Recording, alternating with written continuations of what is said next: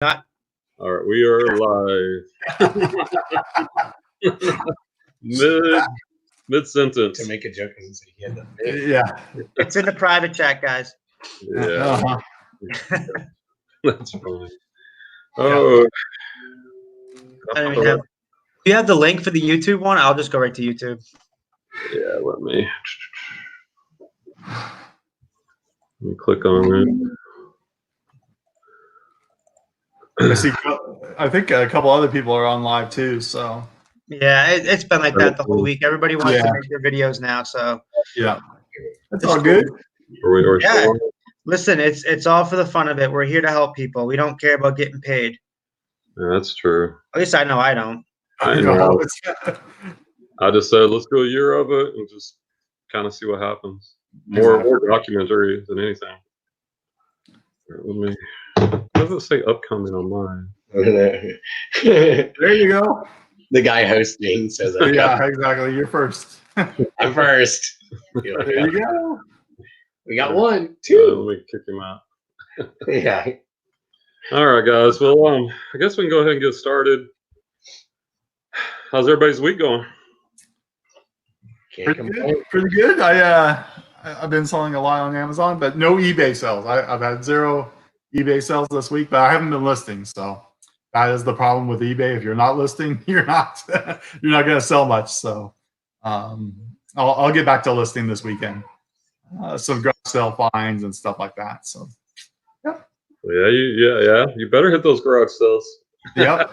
we got a couple things on the last one, so pretty excited. Yeah, I'm excited. I got my GoPro in.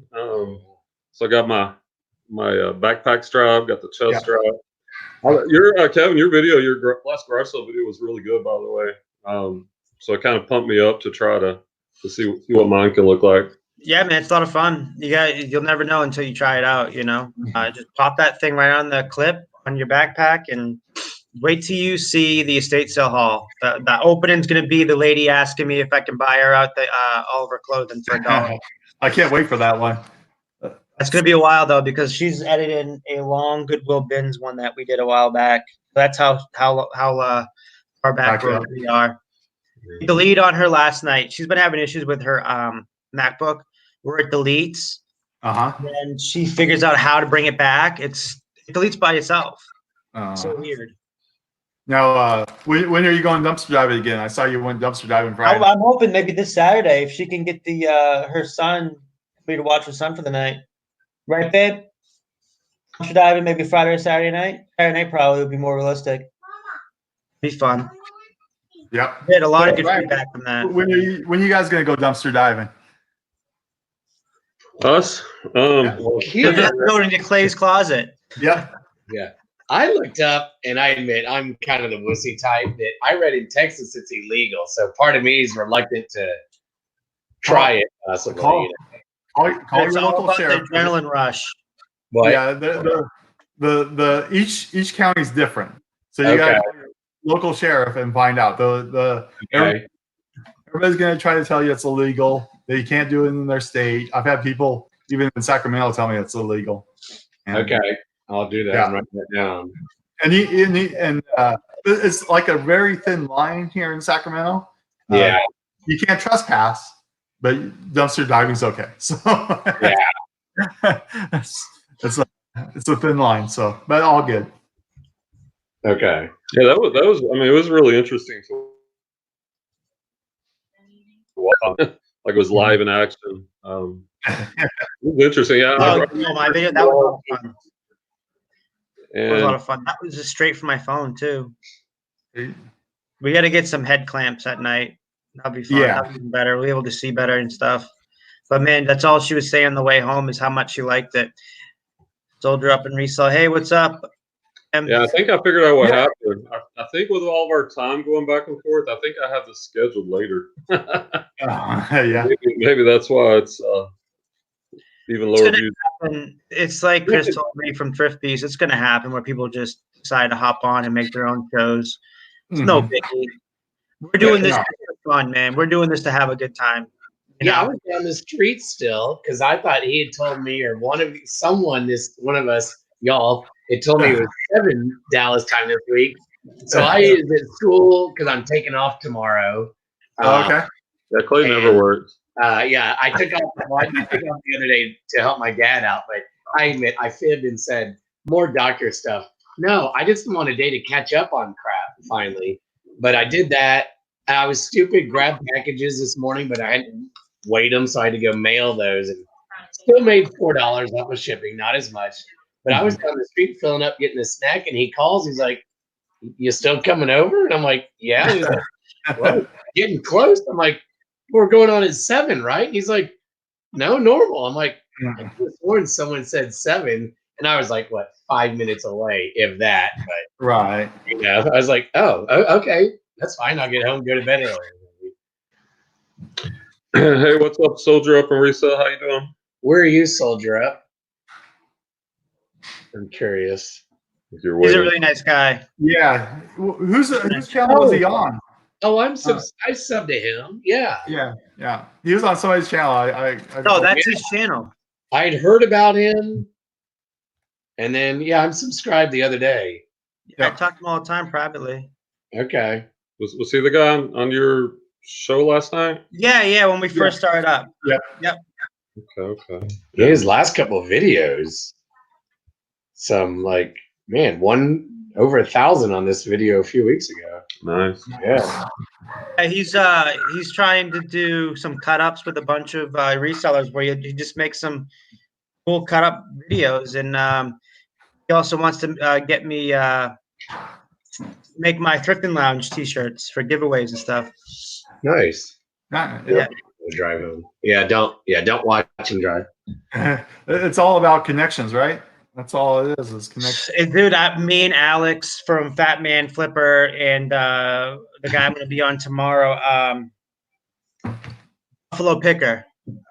We talked like an hour and a half after the show, and man, we all had a great time just talking about reselling and motivation and all that. So that's what I love about this stuff. I just wish we had it recorded, just so we could have people go back like, man, this is a good video for being positive and stuff like that, because that's some of the best stuff you get right behind the scenes and after the show, you know. Yeah, that's good. That's good. I reached out to Hunter's Vending, and he's actually here in Sacramento, and I think I'm going to he's going to come on my channel. He has like 915, 16 subscribers, so that's good. I'm going to come in. We're going to do the little Sacramento thing. and I was watching this video last night, and I Instagrammed him. So I'm reaching out to different people, trying to get connections. Well, I went to that estate sale with my buddy, a guy I met that night at the dumpster diving. He was like, "Oh man, I'm in the same area. Literally 5 minutes from me. We went on Sunday morning, and we had a blast." Right. He came over last night, and we hung out for a couple of Tuesday night, and we hung out for a couple hours. Oh, that's awesome. Yeah. Hey, Dana. Hey, Dana. After you saw your video and how much you're going to be making off of him, you still want to hang out? Dude, you should see the stuff he got too. Like the stuff he got. Yeah, he keeps sending me pictures. He goes like almost every day thrifting, man. He's pretty good at it. That's good. When you have that eye, that's pretty awesome. He sells. Him and his girlfriend. His girlfriend's really good at reselling. Like she does office closeouts and sells this stuff. She's been doing it since she was 14, and then she also is into selling plants on eBay. She made $1,000 on Sunday. Wow. In the morning. Yeah. So they like to sell plants. Yeah, plants on eBay. What kind of plants does she sell? I gotta learn some. I don't know, but they're making a killing. Wow. Dang. That's awesome. I know. I knew this guy in Elk Grove. He did tulips, and he was buying tulips off of eBay. Actually, no, selling them on eBay. He was buying from wholesalers and selling the tulips on eBay. So obviously, it's good money that none of us even know. Yeah. Right. That and auto parts and everything else. Yeah, there's a lot. I just got some good news. Like I've done several storage units, and I haven't done one in about a month. Part of the problem is all the clothing that you find. I don't mind selling clothing, but a lot of the $10, $15, $20 items are, I don't like doing that. So my aunt kind of helped get her into reselling. She's been doing it for a few months, and she's going to start buying the clothing I get wholesale.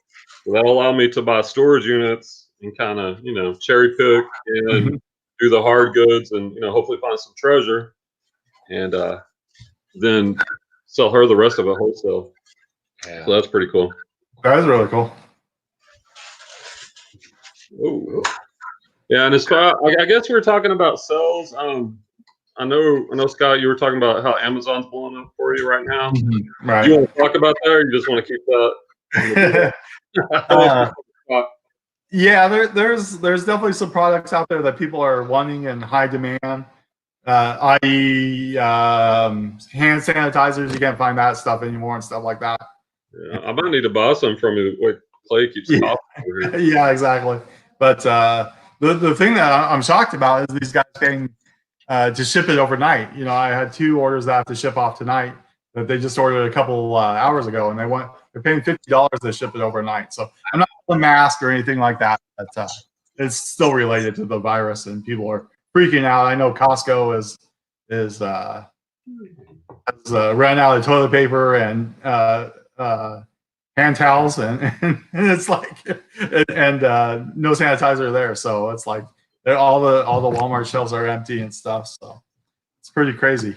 Then I was at Albertsons, which is on the West Coast, and they said everybody's buying rice. I don't know why people are buying rice, but I guess everybody's buying rice. So. The grocery stores are going to sell it. Yeah, exactly. So I don't know. It's pretty crazy.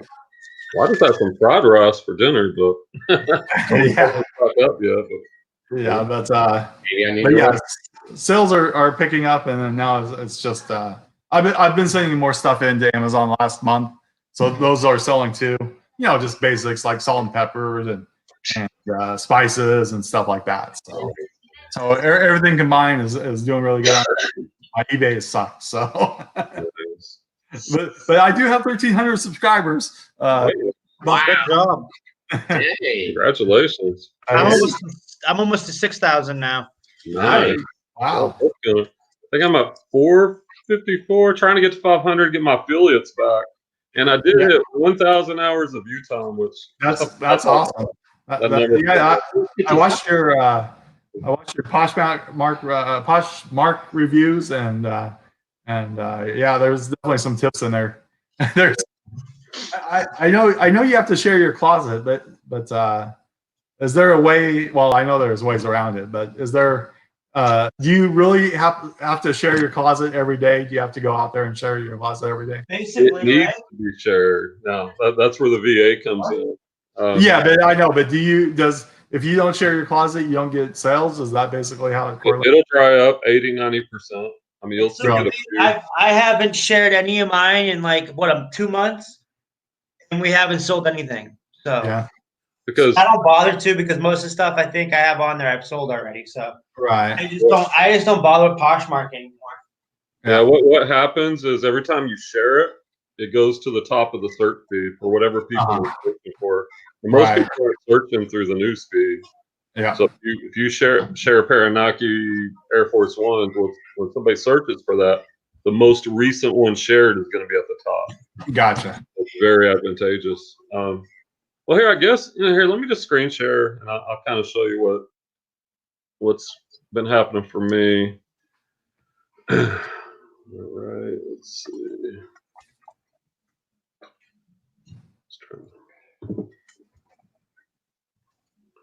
Well, okay.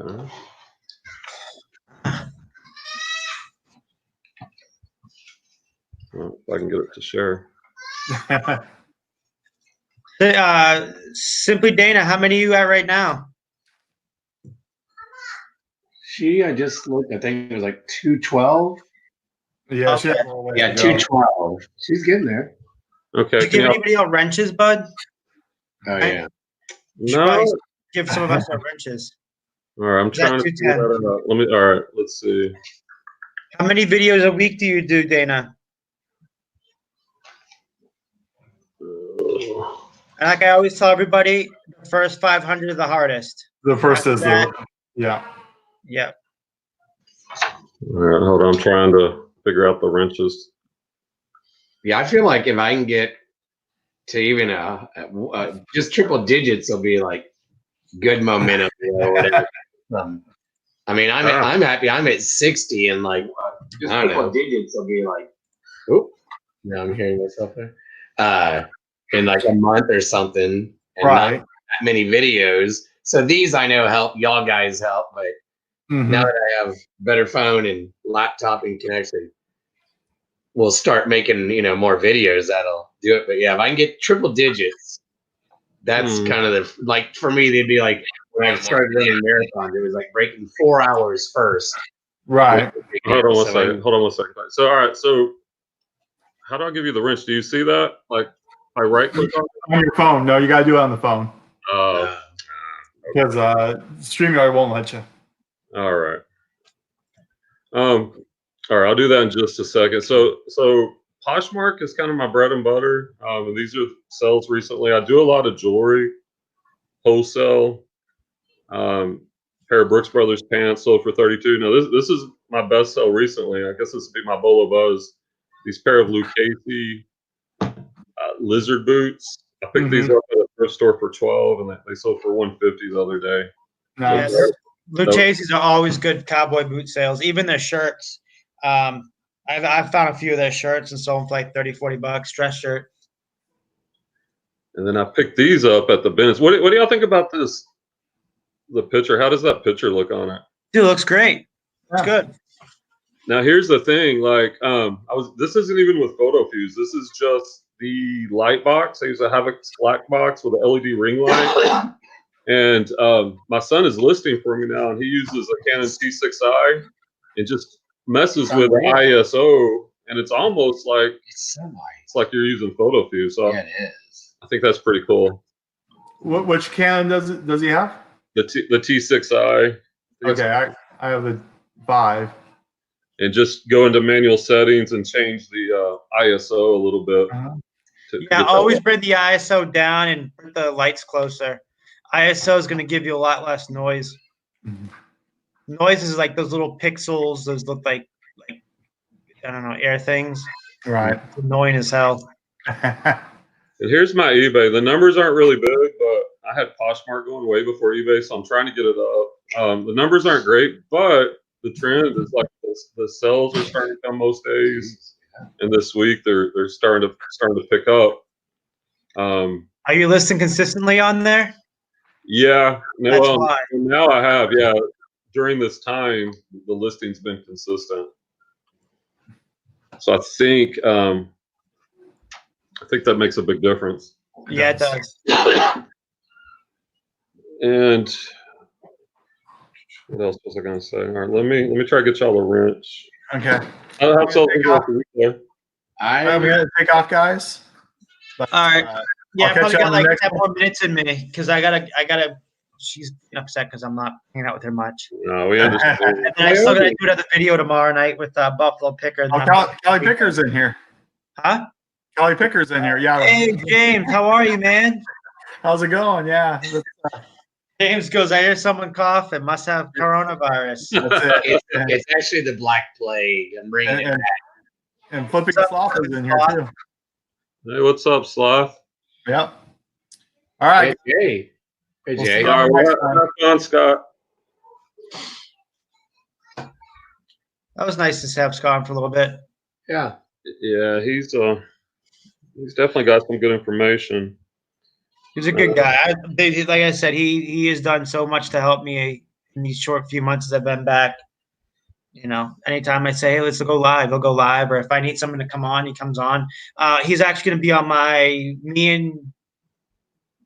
me and what's his name's weekly video, Bill Stoner's on Mondays on my channel, the Masters of Reselling.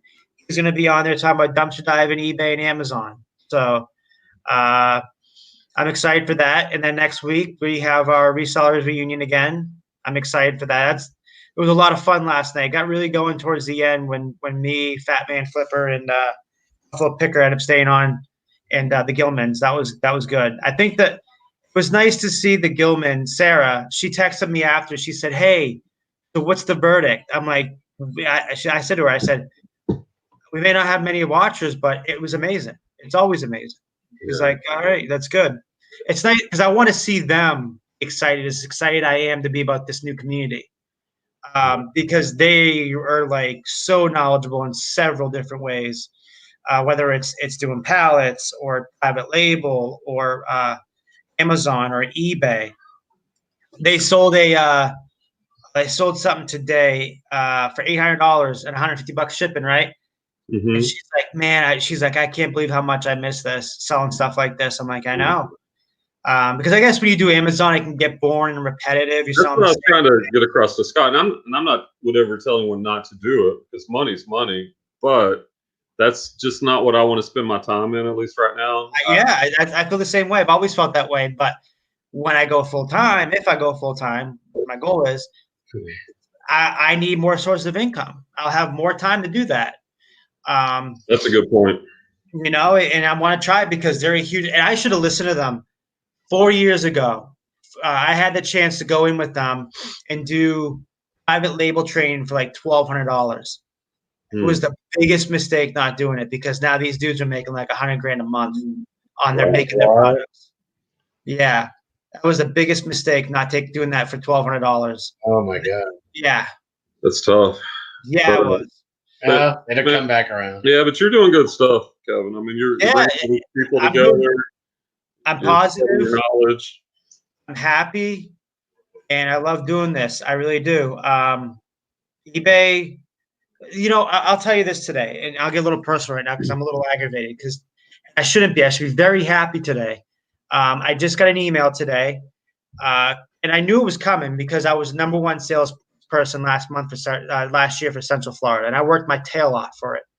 I do with everything in my life, and I get the message, and it says, okay, it says you've qualified for the regional. Then it says we're going to send you a $400 gift card in about a couple weeks. And I'm going to be going on a trip right from there. So I'm like all excited. My manager comes in. He's like, congratulations. That's awesome. And then I should have known Debbie Downer, my coworker. Her name's Lisa. And she always, at any chance, she puts me down. She always likes to make sure that I'm down here. And I'm one that I'm like, I don't care. I get paid more than she does. I have a good time and I hustle.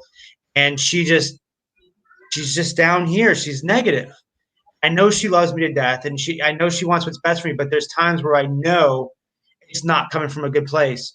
So I was walking out, I said, Andrew, I think I'm going to take my girlfriend out tonight and celebrate. And then she goes, what are you celebrating? And I really didn't want to tell her because I knew exactly what was going to go down. I'm like, well, you know, I was the top salesperson for Central Florida for Allstate last year. So I get a $400 gift card and I go to a trip. And she goes like this. She goes, and when Andrew walks away, she goes, why would you want to go on a trip when you hate this job? Wow. I said, I never said I hated this job. I absolutely love this job. I will never leave this job if I wasn't leaving it for eBay. Right. Get that straight. Everyone there is amazing. It's a family. Just hold me back. I explained to her. She's like, well, eBay's a job too. I'm like, yes, it is in a way, but I make my own paycheck. I can hustle. I can go travel. I can try to hire people. And she was just like, she was not having it. And I just walked away, and I was like, well, you know what? I just got $400 for being a top salesperson last year. Kevin, you're doing awesome. Yeah. And that's when I just had to remind myself, you're doing good, Kevin. There's going to be haters out there who don't like you for what you do or how much you sell or what you sell. You control what you control. You control yourself, and that's all you can control. Yeah. Yeah, that's awesome. Being positive. Yeah, congratulations, man. That's awesome. By the way, speaking congratulations, congrats. Hot Tip Heidi just shipped my first eBay sale. What was it? What'd you sell? And tell us about it. Congrats. That's awesome. The first one. I don't even remember my first sale. Do you guys remember your first eBay sale? I sold, I think, one of my pairs of running shoes. It might have been on OfferUp even. Some Brooks, maybe? Yeah, Brooks. Or a Hoka, or back in November, I guess. And it was exciting to be like, hey, one sale made me believe I could do it a little bit, whatever. But that first one, just break the seal a little bit, I guess we could probably tell her some tips. I mean, Hot Tip Heidi, I don't know if how long you came in. A little earlier, we're talking about, Brian over here is seeing a little bump in sales right now because, and I said, let me guess, you're consistently listing. He's like, yes. So for me, I always try to list 6 items a day, and I haven't been able to do that the last couple of days because my schedule's been crazy with doing the live hangouts. So my sales, you can see there's a drop off. I'll show you guys my sales if you want. Yeah. It's consistently have a number in mind, say 5, 6 items, and make sure, say if you get 30 items, you picture 30 items. Let's start. Spread it out 5, 6 items a day, and then replenish, or replenish halfway through that. That way you consistently show on eBay that you're consistently listing, and they'll reward you with consistent sales. Right. And how do I know this? Because I've done it since May, and I've been making nothing less than $4 grand the last 4 months. So consistently do that, and then you run a sale. I run a 30%. I raise my price 30%, right? And you can do this all automated too through eBay. You can show them how you can do raise up 30%, and then I run 2-day sales, 30% sales off. So it's really technically what I had it listed for. But the thing is that they'll get notifications. They'll get notifications of within 2 days of the sale ended, within a day of the sale ended, within 10 hours of it ended, and within an hour of it ended. Now, what I always like to do is I don't ever like to go out of that 2 days. So what I do is I'll go on the second day, and sometimes I'll go extend another day, or I'll go in and extend it for 2 more days. Because I've had issues and I hate it where I went outside and it's no more sales gone, the sale's over. You try to do another sale and it doesn't happen right away. You got to wait. It happens like 8-10 hours. Sometimes lately will happen right away or within the first 15 minutes. But there is times where we'll take up to 8 to 16 hours, let that sale rerun again. And I always do promoted listings. So I at least do 1% on all my items promoted listings. I've done my own little, because I'm weird like this, I have my own little statistics on my analytic. So when I promised myself, Kevin, let's try this. Let's take a week off from promoted listings and see how you do. I didn't last 3 days. I couldn't. I was losing. Wasn't selling anything. Nothing. Not even organically. There's an area when you go underneath marketing, it'll show you your organic on top of your promoted listings. All right. So when I saw that, I was like, yeah. As soon as I saw that statistic, I'm like, I changed my store right away back to promoted listings, all of them, and it still hurt me a little bit for the following first day or 2. And you can do that for all the items at once. You could. I can click, like, there's a few buttons I can click to promote everything at once. Yeah, and there's also a button where you can automate almost everything with eBay. Like, see, I know, like I said, I got to learn my store. Well, actually, that was the next topic. It's about aging inventory. So I'm gonna share mine for a second, Kevin. Then if you want to share yours, if you want to, I mean, obviously you can. So let me.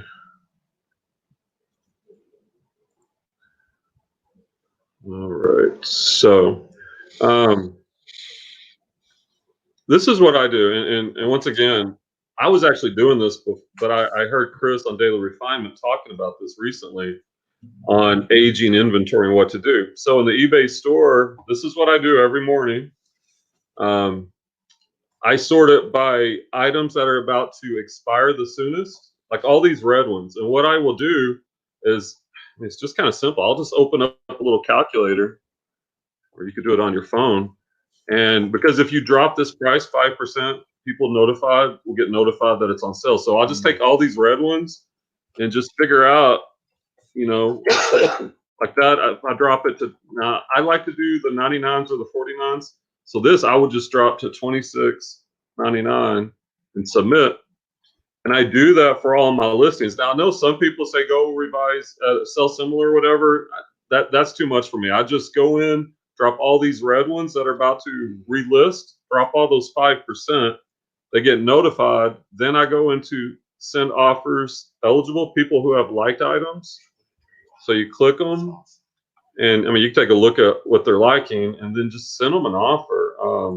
Here, I'll just do it right now. Maybe I'll get a sell. And, let's just say I'll do 20% off, because I do kind of price mine a little bit higher, but factoring in that wiggle room. And you could leave them a note there. But I don't know. I try to be efficient with time. So they're all sent offers.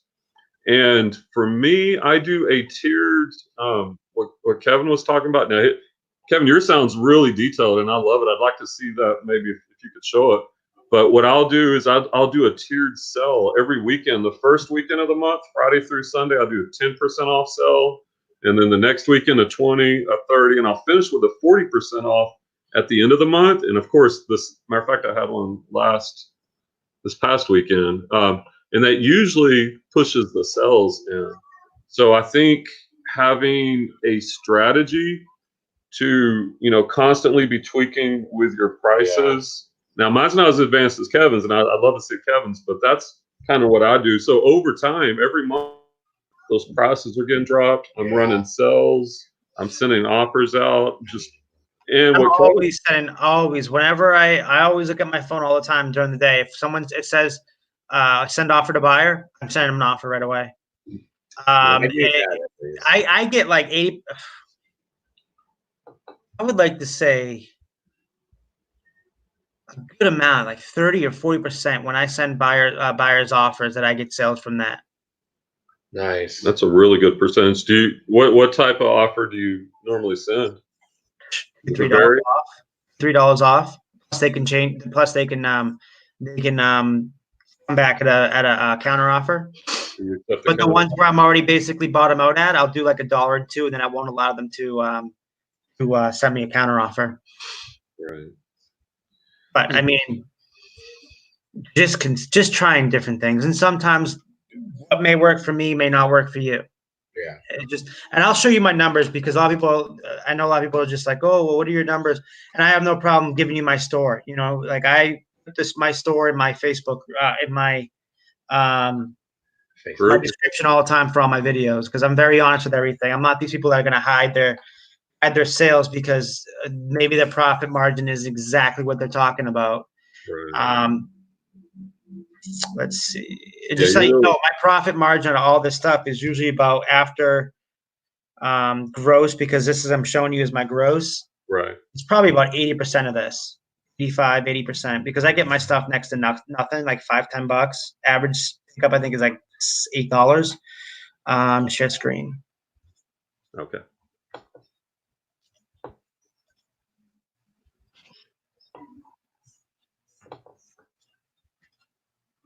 See it? Oh, wait. There we go. Can you guys see my screen? Yeah, we got. Let me take him off. So yeah. Oh, I saw a lot of blue there. Yeah, these are my sales right here. Nice. 4,000 total. Well, if you go back here, I mean, this is spread out. So I'm down 18% because I had a $1,200 lens that came off like the last couple days ago. Yeah. I sold last month. So that's going to be a big discrepancy. And then you can see these little gaps. Mm-hmm. That is me playing too much on YouTube. Not doing my job. Right. The funny thing about that's why I've been talking to Clay a lot over the past week to 10 days. Of course, you put a lot of energy. Like, I'm trying to get my YouTube going, but then I told him, I'm like, my sales are suffering. I'm like, I got to get back to the basics. I got to get exactly sales and thrift stores and storage units and listing, and then have YouTube to complement it. I don't want to be one of these people. Well, I mean, not like I have that many followers anyway, subscribers, but I wouldn't want to just have a big following and just kind of be hollow and like, I'm not a good reseller. No, I always go back to this. Who sets the bar for resellers on YouTube? Rally Roots. They make their job number one is their eBay, right? And their business. That's their main income. And then whenever they have time is the YouTube. And like I was telling you earlier, when you see people go live or do premieres, what are the people you do not see in there? You never see the ones with the biggest followings in there. Why? Because they're too busy working. Yeah. They're always working, whether it's on it's sourcing or listing or pictures. And that's why we say I absolutely am a huge fan of Rally Roots, because for me, if I do everything right, I can be exactly where they're at. I'm in basically the same state as them. I can pick the same stuff as them, get the same profit margin. The only thing holding me back is my job, my 8 to 5 job. And yeah, but I know that is, I have enough talent, and I do mean to toot my own horn because I have that confidence. I have enough talent with me. I can quit my job and not have to worry about this and work and do this and do work, resell, antiques, furniture, you name it, I can do it. Give me a week, I'll learn the ins and outs of it because I am just that type of person. I always need to have something going on because when there's like the end, so say there's an end of a subject, okay? So like for me, it was like learning clothes. Like I know everything about clothes, right? So I like to move on and find something else, but I'll still do clothes. And now that I literally am a master, I am a master at clothing, right? Yeah. Women's, men's, vintage, new, you name it. I know everything about clothing. Okay. Now I do everything else is bonus money for me, right? So electronics now I'm getting into. Over here I have 5 vacuums lined up. I'm going to part them all out because the people that I look up to, the Gilmans, that's what they do. So I'm like, that's different. That's cheap. That's going to be fun to sell for me. It's different. It's a challenge. And I love challenges. I really want to start putting these things out soon, see how they go out. Because what they tell me is that they go quick. When you part out vacuums, they go quick. Right. Yeah, so I have that. And I mean, like, if you watch my videos, there's a lot of things I know. I'm a master at one thing and one thing only, and I'll always be a master at it, is selling clothing. And when people are like, oh, well, it's just clothing. It's not just clothing. I average $67 a sale. Okay. So if you take down back when I started in May to now, I'm averaging $67 a sale. Mostly 85% of that's clothing. And I would say the other half of that is the lenses that I found. I dumbed myself upon with a lens I sold for $1,200 in a $40 box. The same box last week I sold a $300 lens, and then 2 weeks ago I sold 2 lenses for $150 and $125. So a lot of it, I wouldn't say luck, more than experience on using your phone when you're in a situation. Don't be scared at an estate sale to flip out your phone. Oh no, I'll flip it out anywhere now. Yeah. Don't be scared of that crap. Everyone's doing it. Yeah. And as you can see, like when I did the buyout this weekend, who came over to me and why did she come over to me? She saw I had a GoPro camera, number one. So she wanted to know why I had that GoPro camera. Obviously, she knew there was a purpose behind it. And number two, I was just loading up their holding table with clothing I was buying, just premium clothing. And that's when she came over to me. I got it all on camera. It probably won't drop for a few weeks because we're 5 videos behind. And she says to me, she said, hey, what do you think about buying us out of the clothing? And I'm thinking, because I've never done a buyout, I'm like, a lot of good stuff here, though. I'm like, what are you thinking? And I said, I'll buy the clothing out. You guys can keep the stuff I don't want because I don't have enough room in my apartment. So she came back. She says, normally we do $2. Now I'm thinking, I'm like, are you freaking kidding me? I was willing to pay $5, $10 a piece. Wow. $2? Nice. And she goes, but we'll give it to you for $1 each. And I was like, oh, hell yes. I picked up 186 pieces of clothing, 10 vintage Levi jeans, right? Mom jeans, Levi mom jeans. The rest were blazers, sport jackets. 2 blazers I have listed right now from Vivian Westwood. I have one blazer for $450 up. I had an offer last night of $150. Oh my god! I declined it. And then I have the other one up for $750. And then I have a Ralph Lauren. So I've only listed so far 3 of them from that haul. And I've had an offer of $150 on the Vivian Westwood, and the Ralph Lauren barn jacket. I already had a $55 offer and I want $150, and I declined that too. Wow. So that I would have already made my money back. 186 pieces of clothes that were priced out on their tags, and I have the tags here, $10 and $20 a piece. I got for $1. Yeah. So sometimes when they know you're a reseller, and I always like to make it known when I'm a reseller, I like to go I've said that flashy stuff. It's funny how that changes, right? Like from when you first start, or at least for me, now I did that. I want business cards. That's why I'm paying a guy on Fiverr to create like a logo or whatever for the YouTube and /eBay, but also to have like thank you cards for the packages. and business cards. Because that guy I told you I met last weekend, Ramiro, is going to keep having sales. Like, I want to be able to give it to him, and I told him, I was like, hey. Yeah, it's all about making connections, because you never know when they might come across some stuff.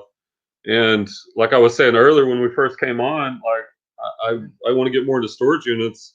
And like I said, I found someone that'll buy my clothing wholesale. Of course, I'll cherry pick, the better pieces, but that'll allow me to get into more units. And kind of like what you said, like Clay, we did a unit, the second unit, it was loaded with Adidas and Nike, and not $400 pieces, but there was probably $220 to $50 pieces in that. 55 each. The cost of goods were probably 50 cents a piece, and it'll be like what, 1,200 to 2,000 somewhere, give or take.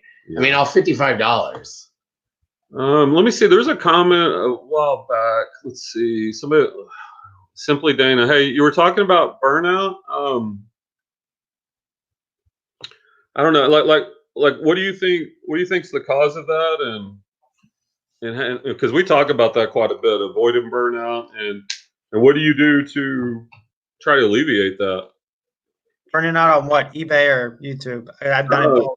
Live. Well, she was talking about listing. Like Simply Dana was talking about listing. So, well, I know what you think from not burning out. Watching these people, watching all you guys, all your videos. That's motivation to me. Motivation, and then also a reason to go out and find some of the stuff you guys find. It's a challenge, and I like challenges. What keeps me from? I think everybody knows that I burnt myself out before. And if I keep up with what I'm doing now with the YouTube, I'm fast tracking to burn myself out again. So that's why I'm trying to just do my videos. And if somebody wants me to come on their video, I'll come on their video. But I'm fast tracking myself quickly to burn myself and mess my business up. As you can see, I'll go back to screen sharing this, and I'm being honest with you guys. Yeah. Because I do. Number one, I love you guys. I love doing this stuff, but is this screen sharing? Yeah, it's up. You can see where I am not doing anything. I am not consistently listing. These aren't my numbers. Look, I am not consistently listing. Yeah. That's hurting me. The funny thing is 17% from last month. Yeah, we're talking. We were actually talking because, like, and I mean this as a compliment, that I've never seen anyone burn both ends of the candle like you do. I'm like, holy cow, he was live at this time, and this. Yeah, we're texting and talking in person, worried about you. I've always thought, like, I get up at like 4:30, 5 a.m., list, pull orders, go to work all day, come home, work, and I've always thought, like, man, I go get it. But then I see what you're doing, I'm like, but then this was my concern. I'm like, man, I hope he doesn't like burn out, because I don't know anyone that could keep that up for a prolonged period of time. But it kind of makes sense because your goal is to go full time, and I'm guessing that's your motivation, right? Yeah, and like I said, my goal every day is to go at work and at least list 3-4 items a day at work, right? So I always, at my hour break, I'm listing 3-4 items a day, okay? And then at night when I come home, I need to list at least 2-3 items a day. Since I've had that schedule conflict with my videos on Monday nights and Wednesday nights, that alone puts me in a stress box, because when you're doing your own show and you expect something bigger than what you're putting out, like me, I expect a lot for myself. Yeah. So I'm a perfectionist, and sometimes it kills me. So I'll come home and I'll be like, I know I need to get 2-3 done. I have the time to do 2-3. I'm not focused and I can't do it because my head's not there. So I'll just sit there and I'll play video games for an hour, some NASCAR for like an hour, just to get in the right mindset. And then I'll lean my way into doing at least one before the videos. Like right now, I'm in the middle of doing a listing. So, but I mean, I've done it before. I burnt myself out, and you guys can see my eyes. My eyes are like half open right now. But I can't sleep right now. It's like 8 o'clock at night. The only time I would have been able to sleep is when I got right home from work and slept for an hour. That would have been fine. Let me ask you a question, because like I've been waking up in the middle of the night, like 2-3 a.m. and like my mind, like subconsciously, I was thinking about selling or listing or sourcing or YouTube. I'm like, what the heck is wrong with me? No, it's nothing. No, it's a good thing to have, man, because you know you're doing something you love. When you know you're doing something you love, you have those dreams. That's what it is, a dream, right? When you Exactly. do something you're sick of doing, you don't like it doing, and you're doing a job every single day and going to it. We don't dream about that anymore. Maybe the first few years we dream of it, money we're gonna make. Then reality starts setting in. Like, man, is this what I want to do the rest of my life? I Yeah. really want to do this for the rest of my life. And I'm not saying leave your job. Don't do that at all. No. If you know you get a talent, if you know you get a talent for something, but if you know if you have a talent for something, and you feel like your job, your $65,000 a year job, is holding you back from making real money, Yeah. and you have everybody telling you, oh, you know, you can't make a living, you can't do it, and then I'm the type of person that I have to show people I can do it. You tell me I can't do something, I'm going to show you how I'm going to do it. And I'll teach you. If you want me to teach you, I'll teach you how I do it. That's amazing. I don't ask for no money, by the way. I don't maybe gifts. You guys want to send me gifts? That's cool. I don't ask for no money. I'll never ask for no money. Everything that comes out of my mouth is for free. I'm not asking for. Unless you guys want to subscribe to me, that's fine. I'm not asking for you to pay me. I'm not asking for what's that, a Patron, or is that a drink? Patreon, Patron? I don't know what it's even freaking called. I'm not asking you to join my mastermind group. And there's nothing wrong with people doing that stuff. Yeah. It's just where I came from. We paid it forward. Yeah. So I pay it forward by helping you guys out. I don't pay it forward by asking you guys to give me money. Be part of my group. I'm going to give you guys money. I could have done that a long time ago. I never did it. I jumped ship. There's a few people I used to hang out with that does it. I don't knock them for it because they're so freaking busy. Yeah. But that's why, like, your group and Casey, Rockstar Flipper, like, I know he does have a course, but his is like only 99, which isn't bad. I'm also part of his, what is it, the reseller group, and he posts good free stuff on Facebook. And my whole feed on Facebook now is pretty much just reseller groups. Yours, his, and a few, because I've unfollowed a bunch of people who post, you know, another drinking or look, we're a couple still, or politics. So literally, I love that. That's why we created the Thrift and Lounge. Yeah. So I like 6.5 years ago. And he's big. Thanks, Jody, by the way. And from that group, I would have never been able to have Rakin or Bonafide or even the Gilmans look at me at the time of day. Well, actually, the Gilmans, because they'll help anybody out. They're love to help people out. Those people come to you when you create a community. So when you set yourself and people start seeing like, damn, what's this Facebook group, Thrift and Lounge? Who runs that? And this is exactly what happened. Who runs that Facebook group? Man, I got to get on that bandwagon. So then you start hanging out with them.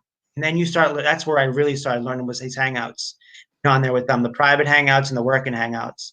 But that's how we all became friends. And I absolutely think that's exactly what we could do here. We create ourselves our own little community. And just try to have a good time. And I think that's what's going on here too. I don't need anybody to pay me for anything. I just want people to say, hey, thank you, you helped me. You know, I think Dana's in here. I think she's still in here. I think she's the one that left me. I'm pretty sure she left me the comment. Maybe it was Dana. No, it was Dana that left me the comment. That was on the comment when I was on Jody's channel for the Canadian reseller roundtable, and she said, at first I was very skeptical about Kevin because I had no clue who he was, and he was coming on everybody's shows, and I had no clue who he was, and that's the truth. I did it because I had a prior following, and people kind of wanted to know who I was, seeing my previous videos. But then she said the nicest thing. She says, by learning how Kevin is and how he acts, like she was amazed, and she's like, I follow him now. So that to me is exactly what I like to hear, because that shows me that I'm actually helping people. I have things and ideas that can help people. But you know, it's a lot of fun, and it's a ride that I miss being on. It's a supportive place to go to. Dana Simply Dana says, I liked you from day one. So maybe it was, I always get Dana mixed up with Danny May. I don't know how I do it. I'm so sorry. Dana Dana, Kevin might need that big cup of coffee the way he's burning it. I've already had 2 decafs today. I can't drink caffeinated because I have acid reflux. Oh, So I okay. have to drink decaf. Have you ever tried cider vinegar? Yeah, apple cider vinegar. No, I can't do that either. I was taking apple cider vinegar for a year because it helped cleanse me out. Yeah. Man, that stuff, when I noticed when I started the first week back taking it again, I had to go to the hospital because of my acid reflux. Yeah, I'm sorry. Everyone reacts differently. Some people it works for them, and some people it's a reaction. Yeah, it's helped both of us. I've been doing it for about a month. Last thing at night, first thing in the morning, and I'm at the point now. I don't know if I like it, but I'm close. Yeah, you can grow. I'm close to the point, and it's helping I me. love it. I love the taste of apple cider vinegar. Cutting down, like even though I'm having this, my soda intake is pretty much almost no caffeine. Lately, I've had a few Dr. Peppers, and I eat very poorly. I'm like a 5-year-old vegetarian, so lots of pizza.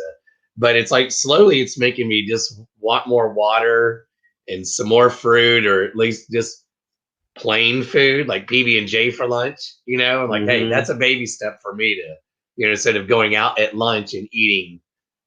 I thank God I met Ashley because she cooks the home cooked meals, and I was like you for 3 years. Yeah.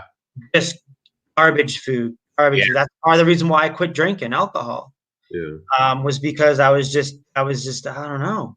I was not making good decisions, life decisions. I'll say that. Yeah. Ashley's been amazing, 100% best thing that's ever happened to me. Besides my kids, obviously. I love her to death, and she would do anything for me. And it's nice to see that she's interested in the same things that I do. That's nice. I've had that kind of like if I do in the last especially month, like if I'm praying and go no, and thank you God, blah blah blah. And if it's one night where I might be like, God, I'd like to meet somebody. Don't necessarily need to be a runner, but maybe they're into yoga, they like to cook, and they're willing to at least help some on their resale or go to garage sales and learn. So what I've learned these past few years, because I dated a girl who would always put me down, my kid's mom. And I dated a girl who at first would put me up, where I never had that confidence. So I do have to thank her for giving me that confidence.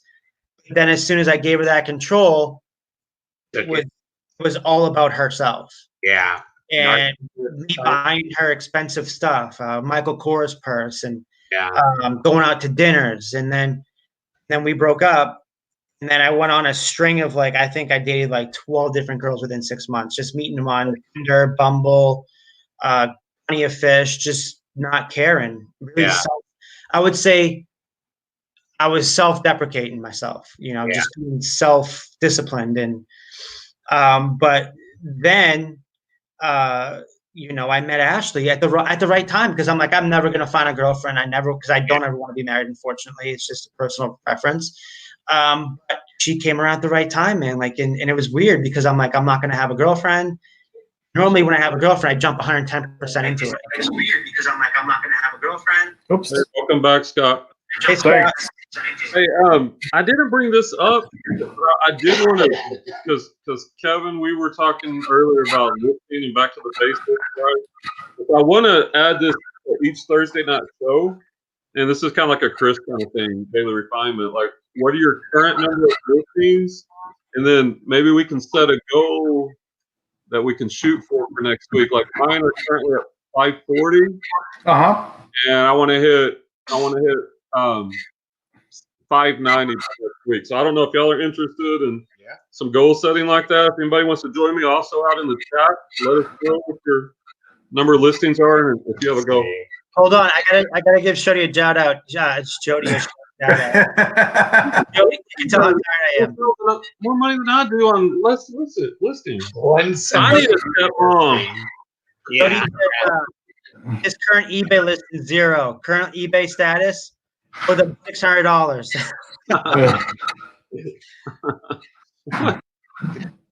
Explain, Joe.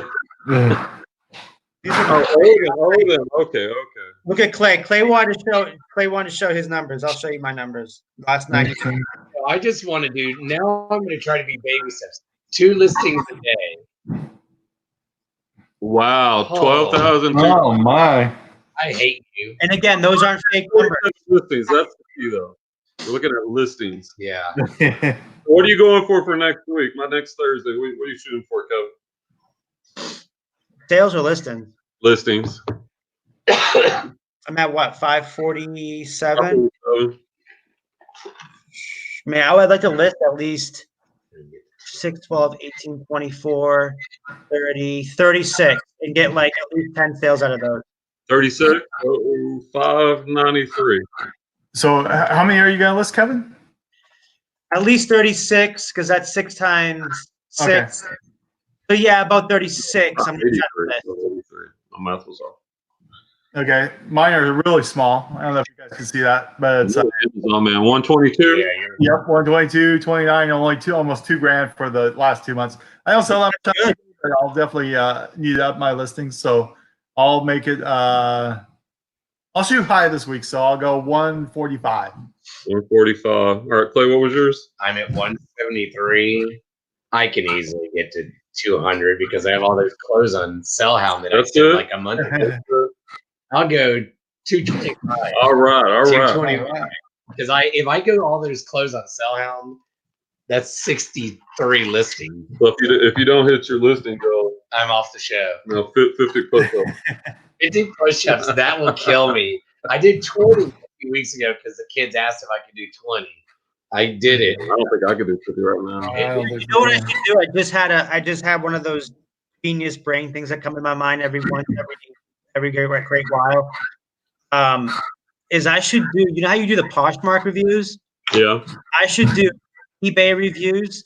When I do it, have that person on the thing with me, go live, and just tell them, hey, what you need to do is change your title. This is what you need to do. You need to change your promoted listings. You need to change how much you do a sale of and what you do. You know, Ooh, and see how it works. Live. I could do that on Poshmark too. Yeah. I'll be your first victim. Wow, that's a great brainstorm, Kevin. I love that one. That's I gotta write that down. yeah. Watch out, you might fit on another channel. It'll get to it pretty quick. No, yeah, I think that'd be pretty cool. Just you know, it goes back to the same thing about the YouTube channels too. That one would be pretty cool. That is like my hotspot right there is eBay. That's good. We're all here to try to make money off eBay, not try to make money off YouTube. Right. You could write down. So Dana, that's nice. 258. You shooting for 272. Hey Jody, you got to give us your goal. You're at 706. What Canadian listings are you going to throw up there, my friend? Simply sells what, clothes? Is that mainly clothes, or is that what is she usually selling? Dana? Yep. Yeah, do you sell clothing? That's what I was wondering. Francie finds that I bought 2.5 acres 3 years ago, got it cheaper because I removed the double wide that had burned that they didn't want to remove because of the extra money they would pay out. Makes sense. Yeah. You can also thrift on property. That's cool. You could store a lot of inventory on 2.5 acres. Right. I'm gonna buy a small house, rent a space for me, Frank. I built up an eBay barn, like the ones that Rally Roots had, like when they just bought in Tampa. Yeah, Rally Roots. Yeah. That's it, dude. Good for them. That church. Yeah, it's awesome. Yeah, just don't let it turn into Bill's death warehouse. No, the barn warehouse. Dana says everything probably 60% clothing. Yeah. Like I said, that's what I'm a master at, is my clothing. I love clothing. I've always been a clothing dude, especially sport jackets and blazers. I have people tell me, I don't know how you sell it. I don't know how you do it. Blazers account for about 40% of my sales. I think the last few months I've sold 52 or 53 of them. So, but they are profitable items. I'll pick them up $5-10, or instance, 186 of clothing pieces now for $1. And I'll make at least 50, $60 on them, at least minimum. Wow. Yeah, I messed around with some suits and blazers, and I've still got a few to list. Didn't hit your numbers, but maybe I bought 50 over the past couple of months, so 10 to 15. You know, anywhere from 30 to 125. you know, Brooks Brothers, and I probably need to learn the brands even better. Yeah, so I'll give you a quick tip here, guys. If you're looking at sport jackets, Yeah. Brooks Brothers, depending on the type of fabric everything's dependent on fabric. Fabric, cheapest to most highest is going to be cotton. It's going to be cotton, actually polyester. With that, I mean, I would never touch polyester. Right. Ever. Whenever you see something made in China that's not a name brand like Ralph Lauren, don't even touch it. Like if you can feel, like for me, I know I can feel a piece of a fabric. No, this is different with suits though. I actually touch it because I know if it's fully canvassed or half canvas by just pinching the lapel. Yeah. I can pinch the lapel and a little over by the chest to tell exactly what it is. So that's how I can tell the worth of it too. So it goes polyester, cotton, lamb's wool, camel hair, silk, cashmere. Where does virgin wool fit in that? Just above the. It's the same as wool. Okay. Yeah, that's how I put it. And then you have patterns. You have herringbone. You have Glen plaid. You have, I mean, you got window pane. You got so many different types of patterns. You have the gold ones with the gold buttons. People like. You have the ones that they call master's jackets. The ones that are green with the gold buttons, like the Jack Nicklaus ones or the Stafford ones, or the Palm Beach ones. You have. What else was there? Oh, patches, leather patches. Harris Tweed. Harris Tweed's a good seller for me now. And where everyone else right now is averaging $30-40 a sale on Harris Tweed, I'm averaging $60, $70 on Harris Tweed. How am I do it? I have no freaking clue. I'm just, like I said, like we were talking about earlier, the number of listings in that category that you're putting out. What? Do you think maybe it's the number of listings you're pushing out? It could be. It could be. I have a lot of followers in my group. My eBay store. I have like 500 or 600 followers, and so I mean, there's just so much. The brands are great to know. Canali, Zegna, Diana, Brioni, Napoli, Filson. There's just so many good brands. But the good thing is I get them super, super cheap. 5 and under, 10 and under for suits. And I'm churning them and flipping them from anywhere. The lower ends of the Bolo Buzz for $40, upwards of over what I sold a blazer a couple weeks ago for $250, $205, a Brioni. And that was a flip from eBay.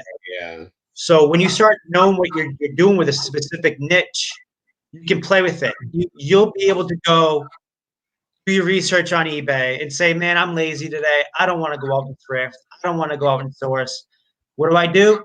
I pick up eBay. I start going over the solds. And I start going over the lowest first in plus shipping. And then I'll go from auctions and try to snipe a couple that are coming out in a few days. Or I'll try to do buy it nows. Like I said, it's a specific niche. If you know a niche, you can go and snipe. You'll be able to snipe anything. Glassware, silver, shoes, anything. And that's something I play around with now. So like last week I sold a Revolutionary War Patriots. Oh yeah, that guy. I sold a handwritten letter from him. It was handwritten to a lawyer in Suffolk. Suffolk College. He was a professor at the Suffolk College. That was from 1822. I bought that for $45 off a guy that I buy from eBay. He's a reputable dealer out in Manhattan. I buy that stuff and I flip it for $100, $200. Nice. So see, and that's interesting. I like that stuff. Like on one of my closet reviews this week, somebody was asking about how to increase their sales, and I was looking at their closet, and the items they were selling weren't that great. They were lower tiered clothing items, and it comes down to what you were saying. It all starts with the research, and that's what I told her. Is I'm like, open up an eBay tab, and I walk through it on the video how to search a niche, whatever it is. Like I think I'll do you guys better. All right, share my screen. All right. I'll walk you guys through what I do. Let's do something different tonight. Okay. A quick thing of what I do, and I'm going to show you a sniping tool. My iBidder. I got to sign in real quick. Is my screen on? Yeah. Yep. All right. So I use this tool right here. This is my iBidder. right here, my iBidder auction bid. It's free on the desktop. You got to pay money on what's that called? Mobile. On the mobile. Yep. All right. So I probably got to sign in now because I haven't signed in a while. But never mind, I don't have to. I'm already here. So it goes with your eBay store. No, hold on. Username. It's my iBidder. Yep, Okay. my iBidder. Bidder. So Okay. these are my past auctions here. You see my past auctions? Mm-hmm. And I mean, you could just see some of them that I've sniped from. These aren't really not ones that I've sniped from. These are ones that I lost bids on. Mm-hmm. This one's snipe right here. This one, Goodwill Industries of San Francisco. That's that $205 blazer I bought for $15.50 plus $7 shipping. All right. So what I do is I'll go in here. All right, and hold on, I got an offer real quick. Oh, got a cap. Do you set certain criteria, pricing criteria that it works with to find these items? Or Yes. yeah, I'll show you. Hold on, I'll show you my whole thing in a second. I'm going to decline this because that's a lowball offer. I'll make him a counter offer. What was it? What was the offer? $13.99. I don't like to sell anything for $20. That's just my personal preference. I don't care what it is. I'm not going to sell it for any $20. I'm just a step brat. Okay. So then I'm going to go here. Let's go. I'm going to look for Brioni. Let's go Brioni tie. Right. Brioni tie. And then let's go. Actually, you know what? I'm going to show you my secret store that I go to. Ooh. 1, 2, 2, 3. Excited. This is the store that again, this is all free, guys. No, you don't have to pay me. This is my secret store that I snipe from all the time. They deal in high-end fashion, but they do 99-cent auctions. I got to go to my Thriftaholic. Now I'm going to get into my following. Wait, what was that Cowboys thing? What? Nothing. Oh, the Cowboy shirt. Go Cowboys. How about them boys? These are the people I follow. Mm-hmm. And they all are places, a lot of places I snipe from. Come on.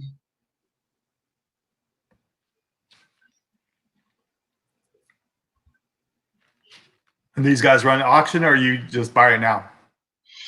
A lot of them. So Linda's stuff is 1, 2, 2, 3. So when this store runs 90 days and they don't sell it, do the 99-cent auctions on 1, 2, 2, 3. Okay. Okay, there it is right here. 1, 2, 2, 3. I want to see if no, I'm not going to give you guys away. The guy I buy my documents from. All right, here we go. So they have items. They always have this much for sale, and they always run auctions 99 cents. All right, and then this is how I do my research. So this is a brand. I've never heard this brand, right? But 11 bids, $12.50. Let's do some research. Yagel as rule, whatever it is. Yagel. So I'm gonna go here. Women's dress. Oh, I should press dress. So here's a dress. So these go for pretty well. Go for pretty good money. This is 1, 2, 2, 3, right? This is probably 1, 2, 2, 3 too. You want to know how I know it's probably 1, 2, 2, 3? Nice. Because I know exactly how much they always pay for their shipping, and they have great shipping. Okay, so 1, 2, 2, 3 is a great place to go to. Shipping is $8.95 for the first clothing item, and then an additional, I think, 99 cents every item you purchase from them. It's a freaking ridiculous deal. Okay. Oh, lo and behold, there it is. I'm right. 1, 2, 2, 3. It is another 1, 2, 2, 3 list then. So I'm still going to go back here. Let's go see what's sold. Take the picture. We go down here first. We go to pre-owned because it's pre-owned. We're going to go to dress. And you got pictures too. And then we're going to go down to completed. So how many of the dresses completed? We have 256 dresses got completed, right? This is how you learn the ratio of what's the sell-through rate is. So 256 are listed. How many sold? Or how were completed? How many sold out of those? 52. But again, if you know clothing is a long tail item. About 11%. This is a beautiful dress right here. If I wanted to sell this, I probably would look in the range, buy it now, then do everything, buy it now, probably $65. I just think it's a gorgeous dress right there. I like their styles. 69, 82.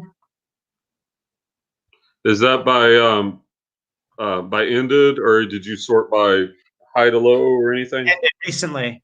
Ended recently. So the highest. Let's do this. Let's cut out auctions because I don't like to go by auctions because auctions really not a true price. Let's go accept offers. Sorry, buy it now. We're going to buy it now. So right now you're going to see the true prices. 43, 82, best offer of whatever that was underneath 110, best offer of 143. Okay, so these are pretty good prices. 105 for this one. Isn't that the one I just said I would have spent? It's the same one I said I would have listed for a lot more than what that sold at an auction. Wow. Yeah, man, I wonder if they don't know my stuff. I wonder if they bought it and flipped that same dress. Yeah, I like that dress, but I'm not going to bid on it because it's 4 minutes left. I'm kind of in a rush showing you guys this. Yeah. There's other stuff here. Ralph Lauren, that's pretty cute. There's 50 seconds left. And 3 bids. So you never know how much they're bidding on it. So if I wanted to bid on this, we would go to add to watch list. Then I would come over here to iBidder, and I would do. I gotta remember. Tools maybe. Yeah, here we go. Input watch list. And my computer's always slow, so we're gonna import my watch list. You have to do it every time you add something to your watch list. You have to, unfortunately, input your watch list every single time. Pirate ship. And this is really slow. Do you need another AOL disk? Yeah, right. So this one's probably gonna. Yeah, this one just sold. Let's see how much it sold for. This one went for $2.25. Okay, I like that. That's something I would have tried to pick up on, but my computer was obviously being too slow. So let's see what's next. Oh, Moschino right here. I love picking up Moschino right here. This is a high fashion brand right here, and it's their jacket.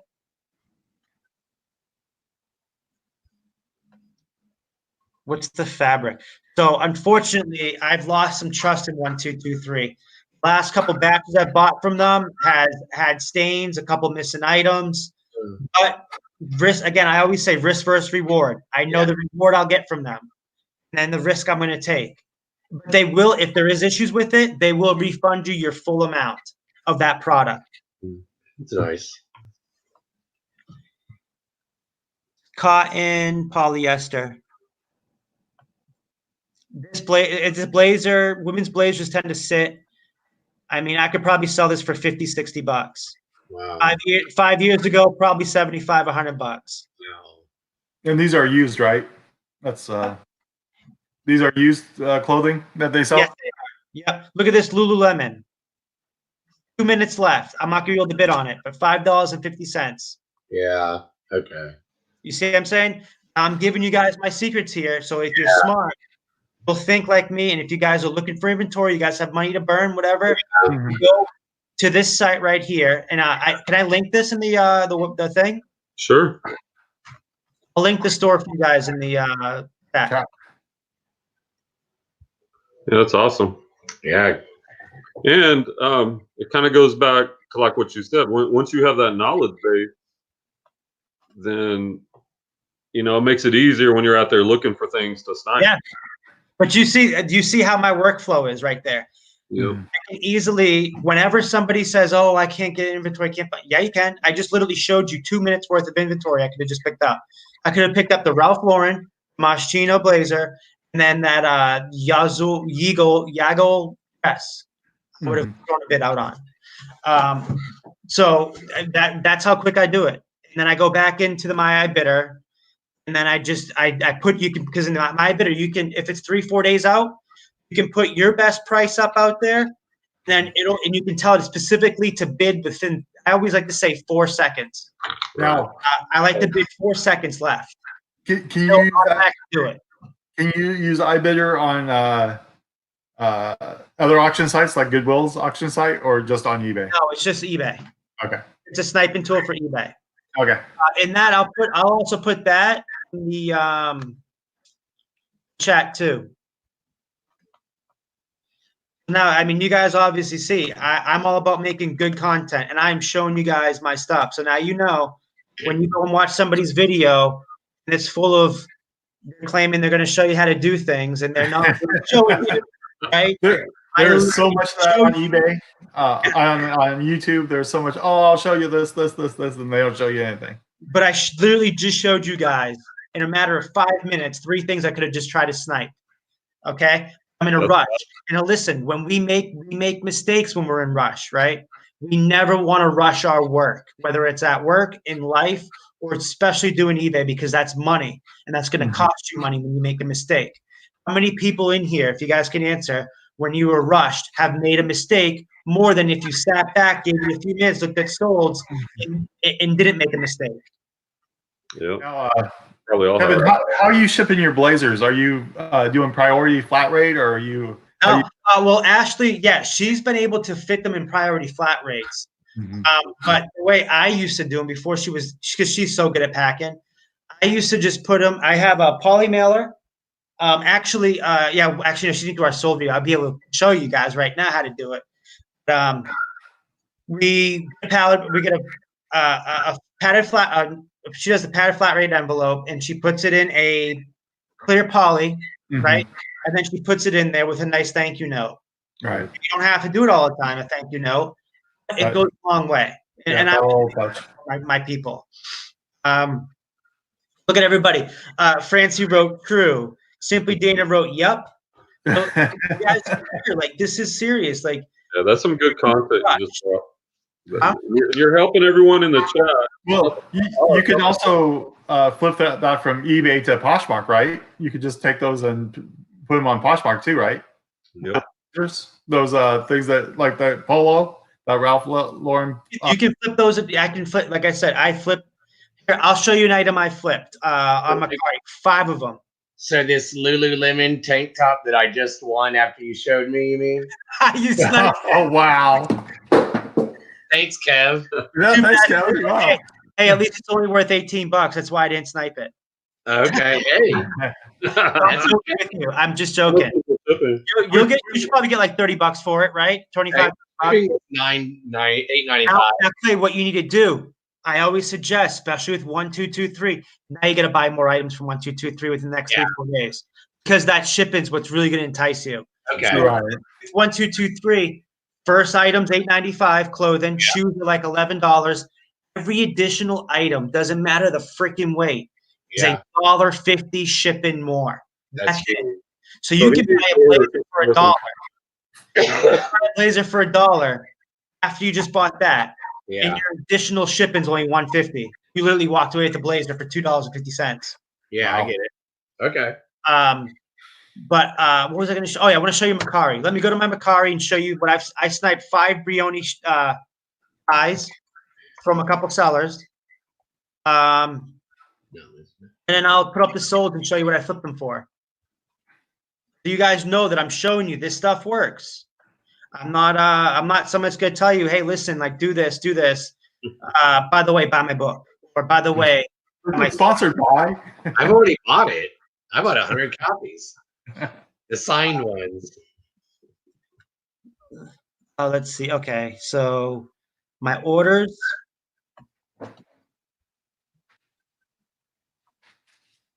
And again, I'm not crapping on them. It's good that you can make money off it, but I believe in providing content. And when I provide content, I provide it for free, because it's the help. It's paying it forward. That's how this community was based on. Where is that damn tie, Kevin? Oh, right. I think in the long run, that content's going to win out in the long run. Okay, all right, here we go. I'm gonna share this again.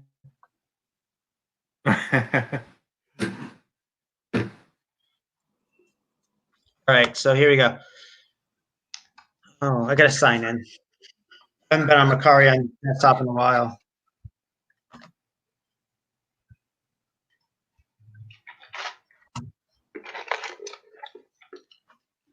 So, Francie, are you addicted to bidding? It is kind of fun.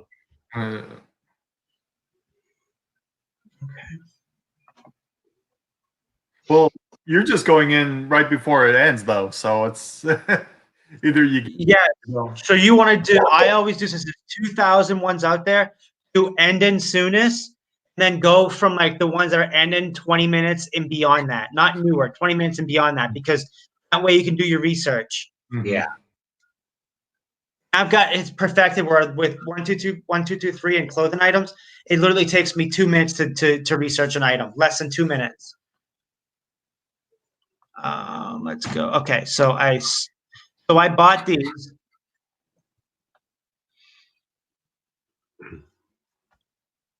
I bought these Brioni ties. This was like 10, 10, 10, 12, 10, I think. So this one specifically, I think it is. This one? Hold on. That one. This one right here.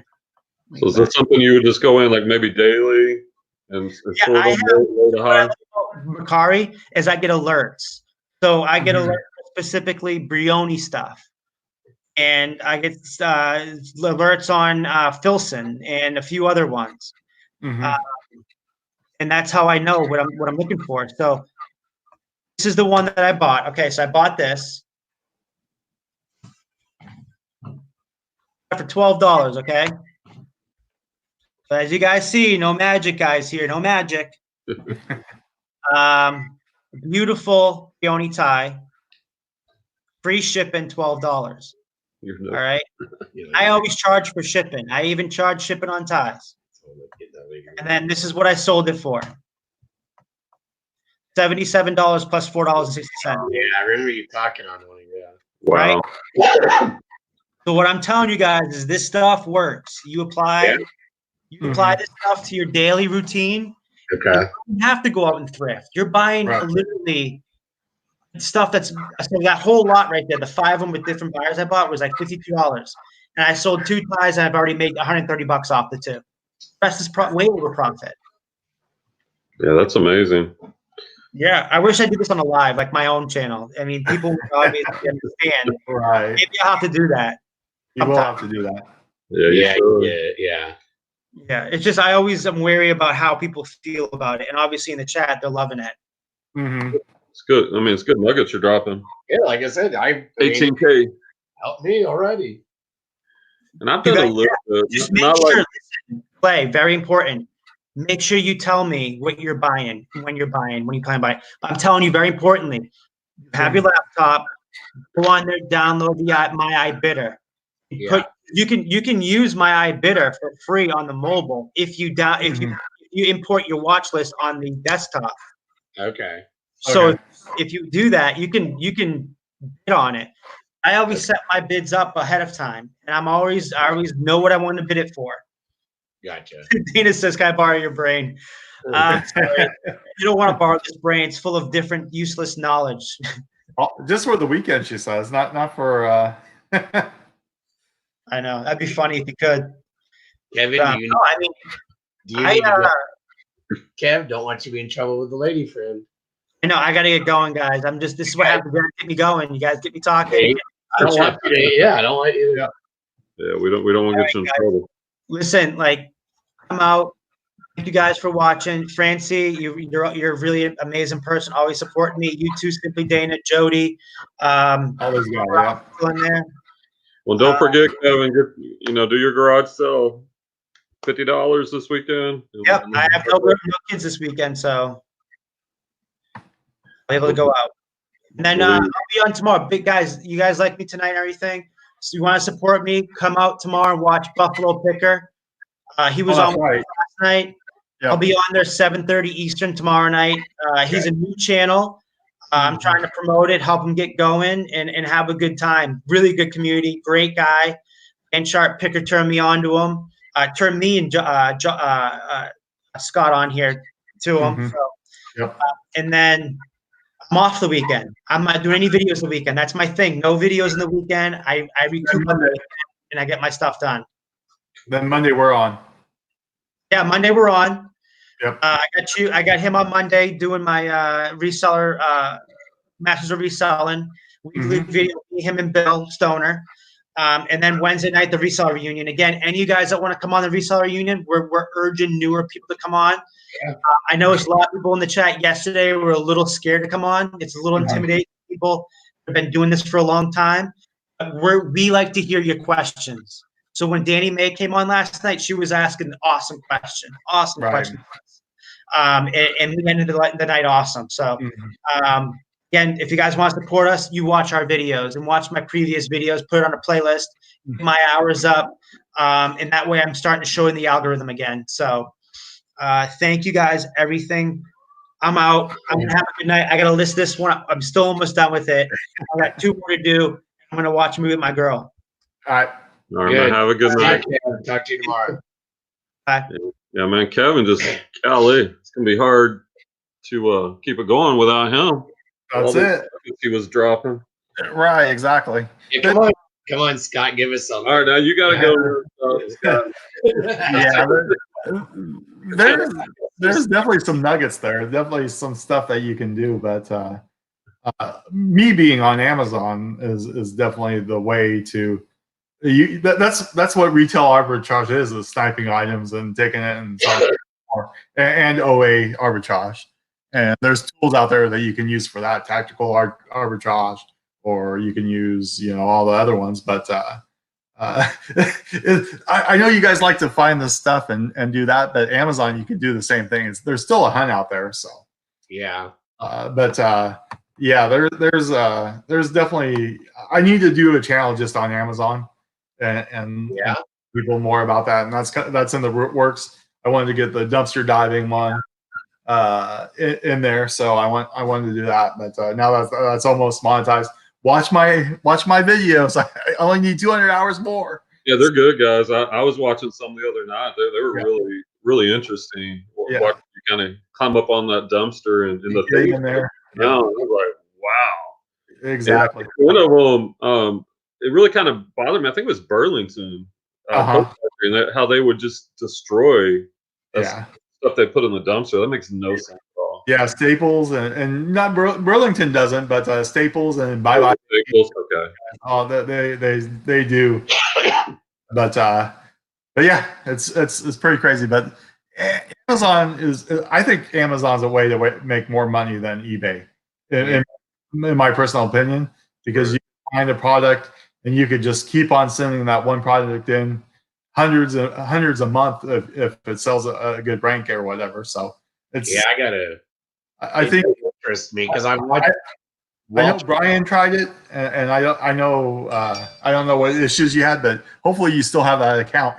and I do, and I sold a fair amount of stuff. It just I don't know. I wasn't feeling it, but it's there. It's there. And that's what I was talking to Clay about. Like, I think the next thing I want to try are some of these Amazon returns. Like, I do a lot of shoes, and I know they have like shoe returns, right?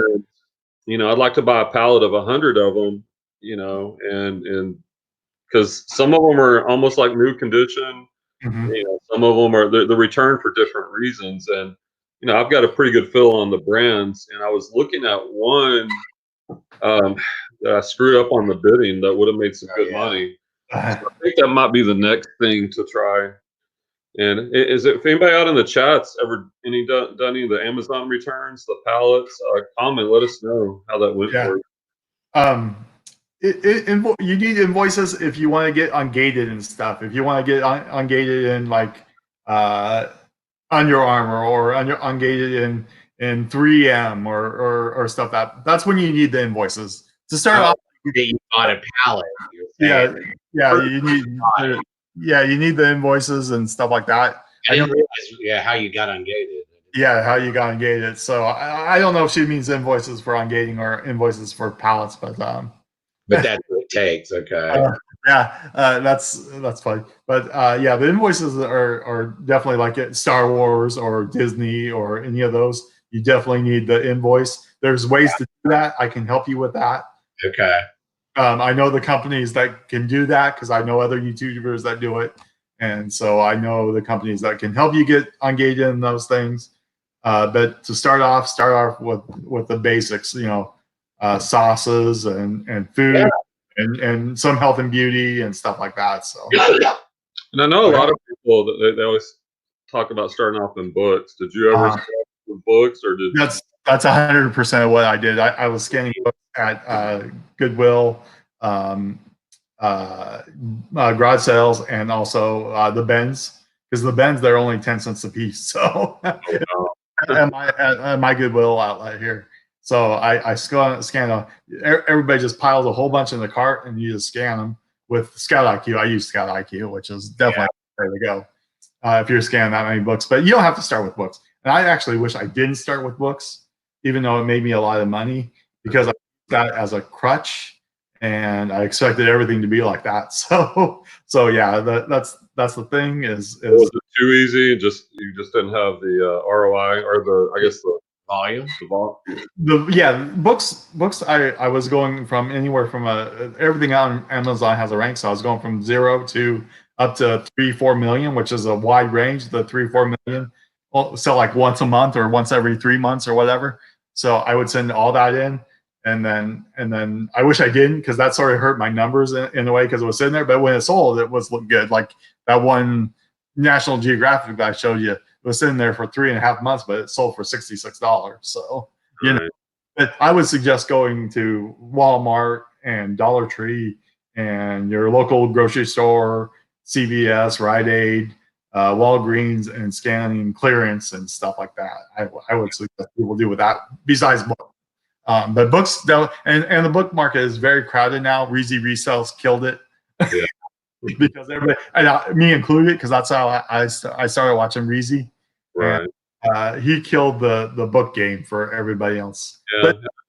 But his content, he was spot on with his content. It's just everybody's scanning now.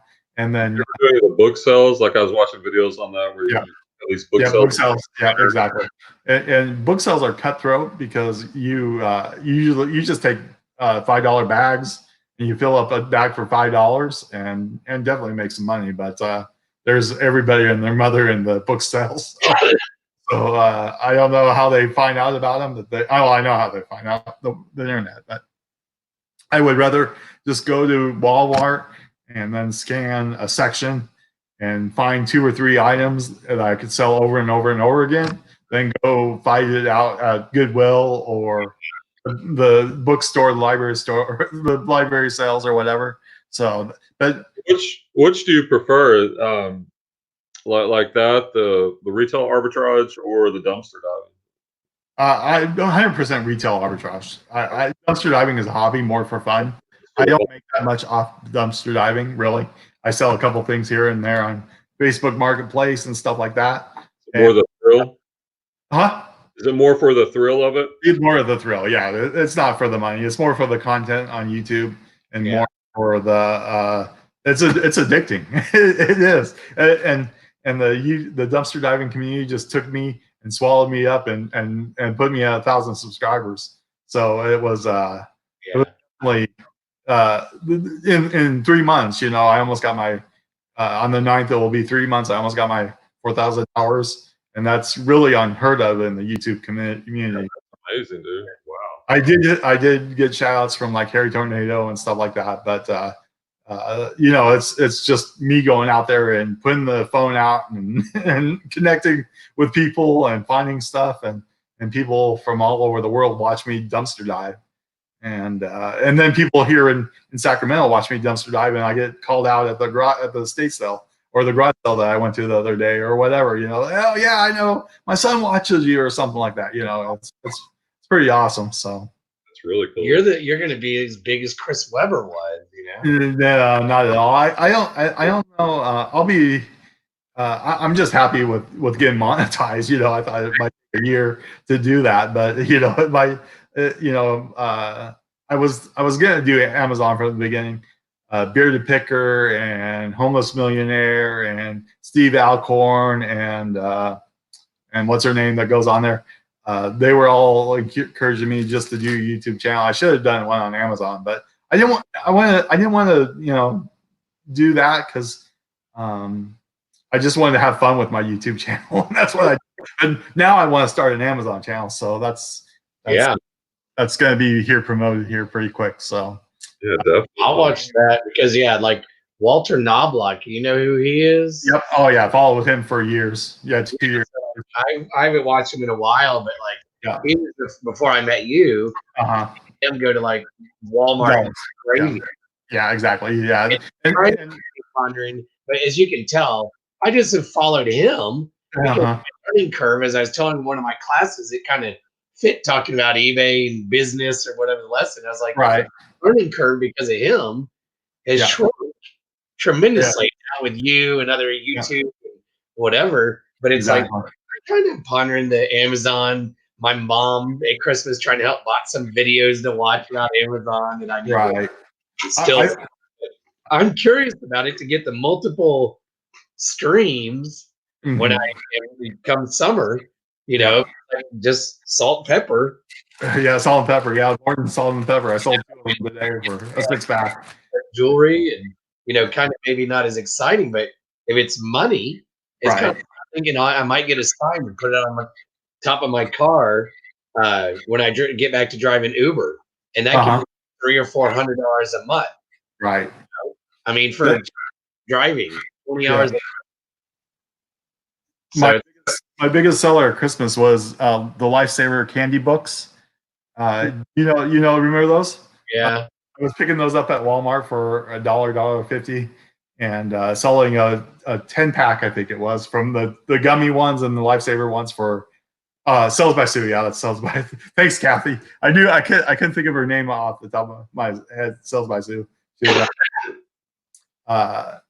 with those Lifesavers, I was putting them in a 10-pack and selling them for $50, $60.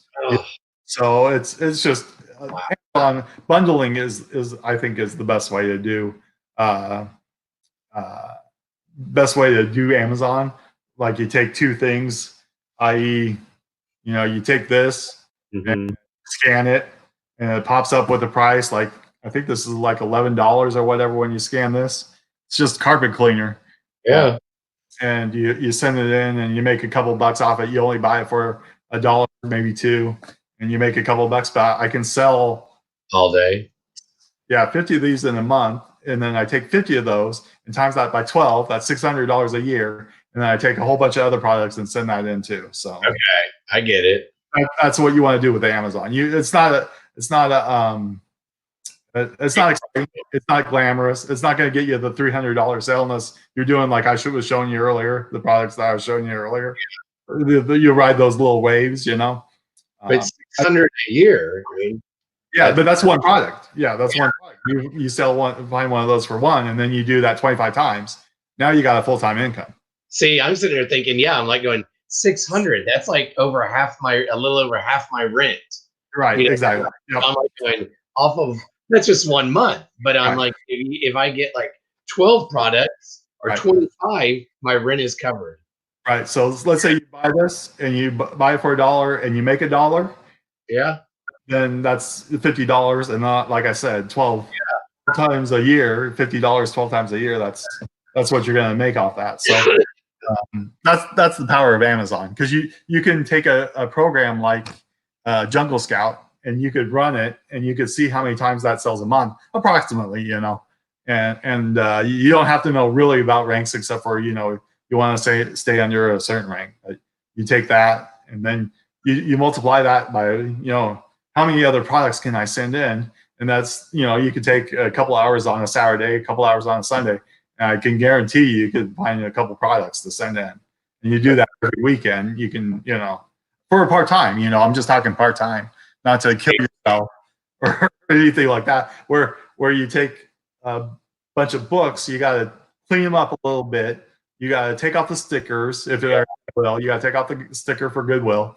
you gotta you gotta either polybag it or send it in as is, either which way, and then send in 20, 30 bucks in a 50-pound box, which only cost you like $8 to send in, $8 to $10 to send in, but still it adds up. Where I can send 50 of these in for $5, because they don't weigh that much. So and then you take that and do that again and again and again and again, and that's what you do. And I like to I like to have fun with it too, because I like to take the holidays, like Easter's coming up, so I'm going to sell Easter candies and stuff like that, and then I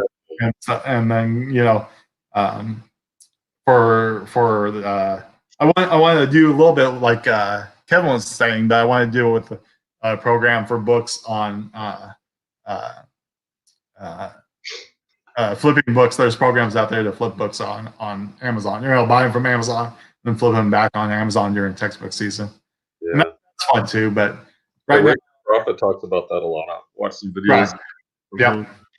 Yeah. So there's millions of ways you could make your Amazon business your own business. You don't have to come in and do what I do. You don't have to come in and do what Walter Knobloch does, because he does his little thing on there too. And but I do like to find the discontinued items like him. You gotta take those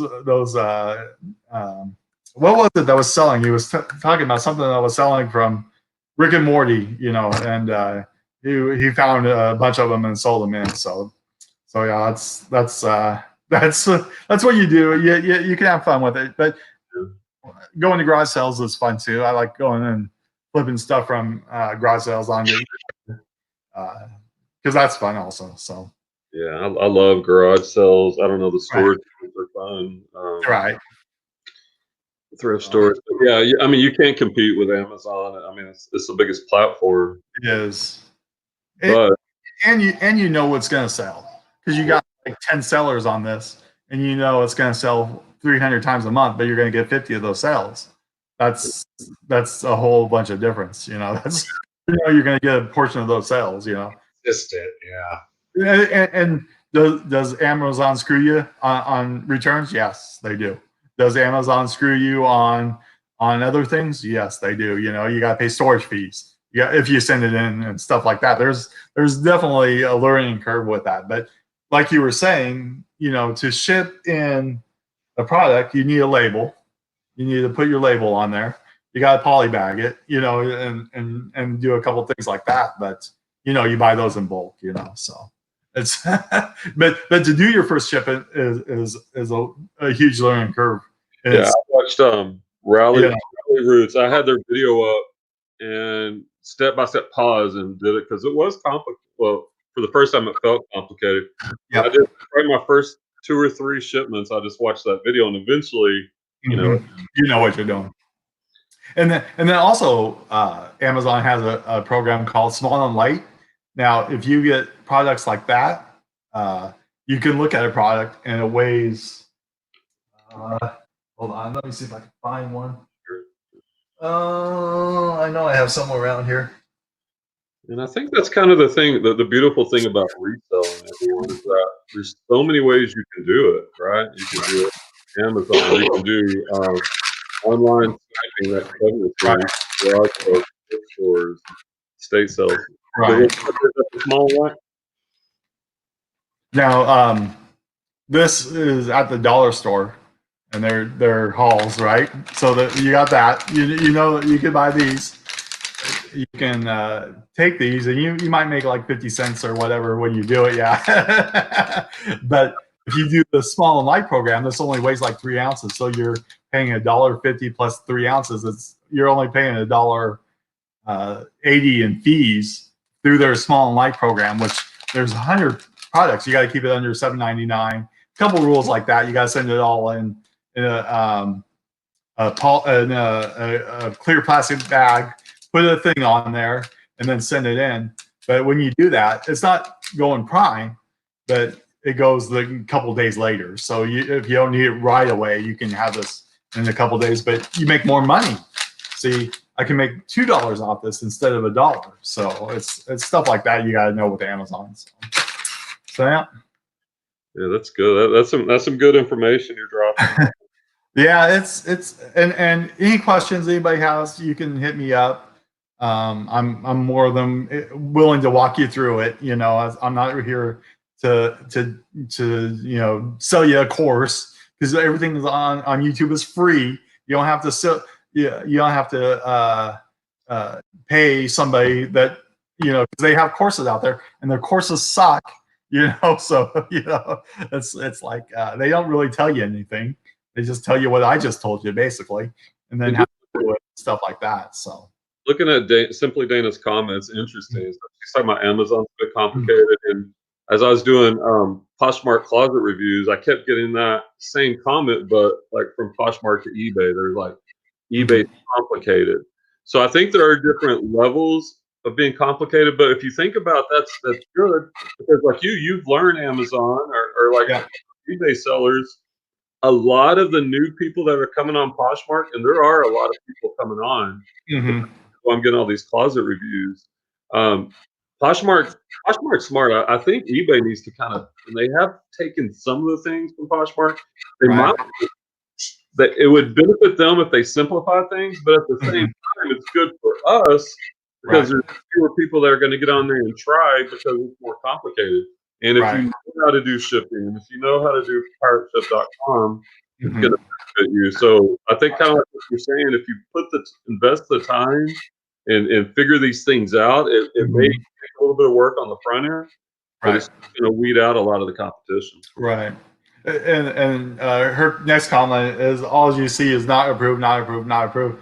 That's true when you're starting out, just like on eBay, where you're just signed up and nobody trusts you because you don't have any feedback. That's what Amazon's doing. They're not approving you because you do. Now I can go in and it says not approved, and I could go right on my phone and request approval, and it may say yes, it may say it wants invoices. So I get like 50-50. I get approved and not approved. So I forget what I was looking at earlier. Hold on, let me see on my Amazon store. Add a product, history. Yeah, it's like the more you prove yourself, it's like exactly. It's here's a good one. These Vitabones. Yep.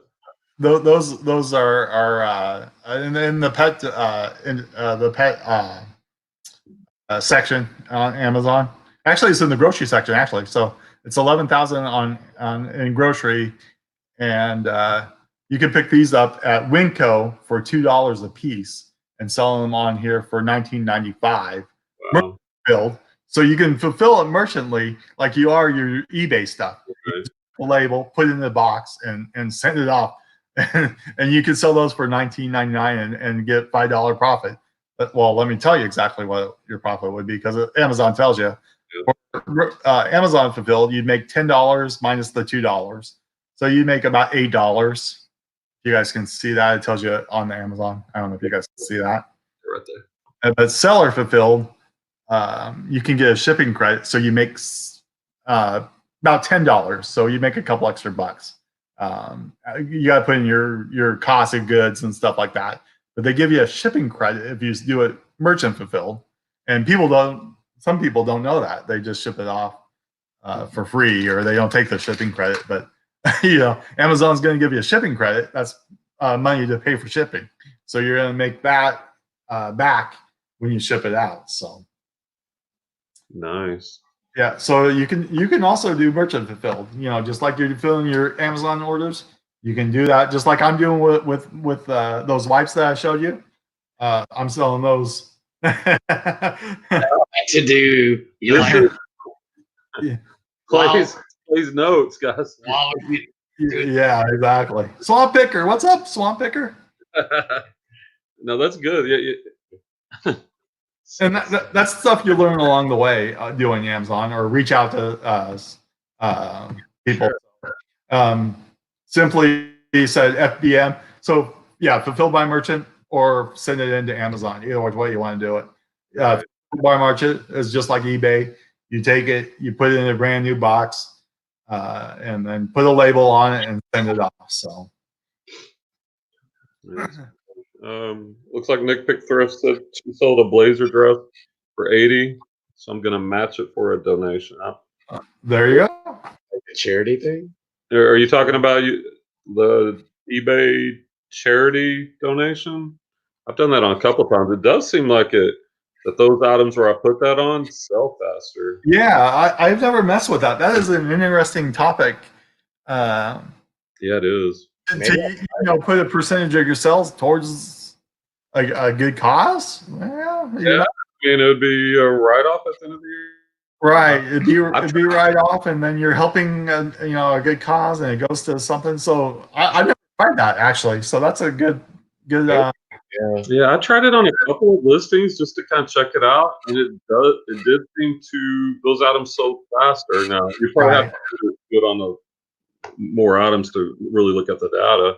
Right. But I mean, it's a win-win. And well, the way I look at it as a buyer, if I'm looking at two things that are priced similarly, or maybe one with a charity donation is priced a little bit higher. I mean, if I'm trying to decide, I'm going to go with the one with charity. Just because that's a good thing to do. Right. That's I've never done that, and I've always been interested in doing that. It'd be an interesting challenge to see if that actually helps your sales or not. Either which way, if it you sell it, it goes for a good cause. So you can pick your charity, right? You can pick your charity you want it to go. So. I did like American Cancer Association, like my dad Red had Cross, stuff like that. Yeah. So whatever you got a lot of options. I think they even have local ones that you can donate. Oh, very cool. There's Buffalo Picker. Yeah, Buffalo Picker comes on after Kevin leaves. That's great. Yeah. Yeah, he was hyping you up, Buffalo Picker. Yeah, I just check you out. I don't know. Kevin was bringing it out. He says he was drinking decaf. I don't know, man. He's off the chart. I am not subscribed to Buffalo Picker yet, but I'm going to take care of that problem right now. Yeah, by the way, guys, if you came in later, go back when you get a chance. Not now, but go back later and check out earlier. Kevin was really dropping some good nuggets, and Scott's been talking quite a bit about Amazon and some tips there. So, we appreciate both of y'all coming out on Thursday night with all the information y'all dropped. We really appreciate it. It helps me smile and nod more. Yeah. Right. It's make my to-do list. Right, your to-do list, exactly. But definitely open an account, do the free one to start off with the fee, and get the ball rolling. It's just like signing up for the associates program that you did. It wants the same information as that, and you just type it in. And sometimes they kick you out for some reason. They say denied, but you can just reapply and whatever it's missing or whatever. So, follow me. I am doing a Amazon channel. Reselling 101 is what it's called. I don't have any videos up there yet, but it's called Reselling 101. And follow me on there, and I'll teach you all about Amazon. Like I said, if you have any questions, you can hit me up on Dumpster Driver Dad on Instagram or through the chat or whatever. You can definitely reach me. So I'd help anybody. I want to help 100 people sell on Amazon. That's my goal for that channel. Taking them from not selling on Amazon to selling on Amazon, and that's what I want to do with that channel. Take 100 people and have them start selling on Amazon. Yeah, that's so Clay will be the first. Yeah, he's ready. I mean, I feel like once I get that stupid death pile in my brain, now that I know summer's coming, and I'm financially, it's like I've said, probably a bad decision to quit teaching. I'm just over it. I told him I can go get some part-time jobs somewhere if I want consistent income. Right. I can learn some simple Amazon to start. Some Poshmark jewelry. Get better. Like I'll have more time to source. And can you go back to the other question? Sure. Yeah. I want to address that. I do use Scotty Pillar. You get them on eBay or Amazon. I think it's Amazon for like $5 or whatever it is. But Gooby Gone is what I use. I know like RVA Flips, he uses the gun, and I don't have a gun, but you could use a hair dryer. hair dryer, right? Exactly. But the one thing you don't know is you really don't need to remove those stickers because Amazon will not ding you for having stickers on there. You know, if that's the price and somebody complains on your feedback that you gouged them on the price or whatever it is, I got it. they'll remove it. So you don't really need to remove those, but I do. So just a little tip for you. You could get those. Like some books I just get in a hurry to send in from the like when I was doing books, I got them from Goodwill and they had that stupid sticker on there. Yeah. That I hate taking off, and I didn't want to do it, so I sent about 100 of them in, and somebody complained, and I got the feedback removed. So just FYI. So Okay, good to know. Yeah, and that's I was talking to Clay today about like kind of use Amazon on the back end with all the returns I get because you were talking about. I think listen to Pure Hustle podcast. I think I don't know if this numbers were up, but the return percentage is ridiculously high. Apparently, like they say 20 or 30. I don't know if it's true, but all those returns then get sent to like liquidation.com or other places. And I think my next thing, because I just love selling shoes, and I was looking on there, and like they'll have a pallet of 103 shoes. Right. And I missed out, but I could have got it with the shipping for about $700-800, and a lot of those are new. They're just the customers didn't like the color, Exactly. or the ones that are used. Most of them are in good shape. Now you are going to have some that have some damage, but compared to like going to Goodwill, picking them up for $7.99, versus maybe getting a big giant pallet of those shoes, I want to give that a try and see how that goes. So that's going to be something I'm going to be trying, and probably do a video on it too, like a unboxing. I want to reach out to Nurse Flipper because she seemed to get some good pallets and stuff. Yeah. And see which ones she got. I know I talked to her once, and I'd like to get a pallet too, just to see, just for the content, and just to see if I can sell it on back on not on eBay, on Amazon, but eBay. Like I don't think if you know what you're doing, and the good thing is you have time to look it up, to look at the solds. Right. So the odds of you losing money if you're smart about it would be really smart. The only thing you have to worry about Amazon returns, and Franchise Kicks talks about this a little bit, is the fraud game that people play because they'll buy a pair of brand new Nike shoes and they'll put a cheap ass brand of knockoffs in there, and Amazon doesn't care because they just write it all off anyways, and they don't care because you're the third party is the seller. Just their whole philosophy is customer obsession. I was listening to that once again Pure Hustle podcast. They did like a reaction video about that new Amazon, I guess, video that came out, and that's what they kept focusing on. It's customer obsession. So they don't care. They don't care because so many people shop there. Yeah, well, they don't care if they lose money either. It's about the long game. So it's world domination. Yeah, world domination, and they're close to it. So might as well join the game. Yeah. Yeah, Amazon used to have a program that like they fulfill your other like eBay orders or Mercari or whatever through Amazon. You just send it into the warehouse and do a multi-channel order, and that it used to be good because I used to sell books on eBay, and not very many, of course, but I'd cross list them on there and then just send them through Amazon, and have them send it out because they ship out 2-day Prime, and the customer was happy, and I was happy that I didn't have to ship it. I just had to click a couple buttons. Right.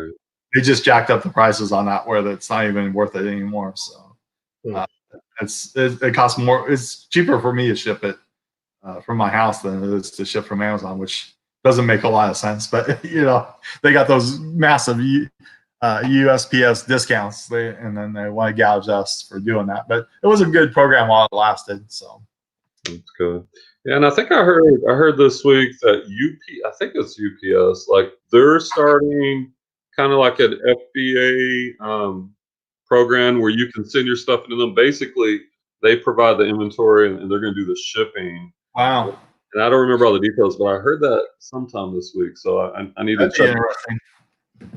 Because like like Clay, where you're talking about not enough storage. So if you could like, and I know eBay was even trying to do a fulfillment. They were working on a fulfillment model, and right, but I don't think it'll ever get off the ground. yeah, I think they scratched it. Yeah, eBay can only do one thing right, and that's to be the middleman. That's I'm sorry to say, I think that's all they're good at is being the middleman, and between the buyer and the seller, which is great. It's needed. Right. And they should just stick to that and give us cheaper shipping, because their shipping program sucks. When you could ship something on Macari that stuff everything, or Poshmark, just stuff everything in a box for a couple bucks, or on if you're not using pirate ship, you're just using eBay, it costs 15 or whatever. So I mean, obviously they're getting that cheaper because they're able to leverage that, but they're not passing it on. No, they're all about the stockholders and trying to make more money for their. Well, maybe since their last CEO left, maybe that we'll have to see who comes in, right? And well, it's surprising they haven't got anybody yet. That's the surprising thing. Is that nobody wants that job, or is they're being picky and haven't found the right person for it? I don't know. I would assume maybe the board's trying to figure out which direction they're going to go in, or interviewing people. Yep. I don't know, Clay, if you're going to give up teaching, maybe. Maybe I should apply for CEO of eBay. That's right. I heard it pays well, and the stock options are pretty good. So there you go. Resume of part-time seller for 5 months, 13 years of teaching, live-in nanny, worked at the YMCA. There you go. That was pretty good. Mm-hmm. I probably couldn't do much worse. My salary, I will not ask for very much. Yeah, Clay for eBay. That's right. That's hilarious. Yeah. I like, there you go. Danny. Clay for eBay. Write me in. How about White House? Write me in. Yep. You couldn't do any worse. So can I do worse than Born? Exactly. Yeah. But you already got one vote, so there you go. Well, two. I'll vote for you. Hey, 4. I'm sure we can talk Kevin into it. Yeah. That's as many as that Bill Weld guy got in the primary the other night. Right. Oh man, that's Well, they're still running Bloomberg commercials out here, and he's paid. Yeah, like he paid for all those. So he's he spent all the money. Yeah. Yeah, it's like, hey, wait a minute. Every other commercial on the radio is Bloomberg or on the TV or whatever. We don't do much of that, but 5. They can write. Nikki just said she'll write resume letters for me. Sweet. There you go. That's always a bonus, right? What would that resume look like? Right? Yeah. What's your business background?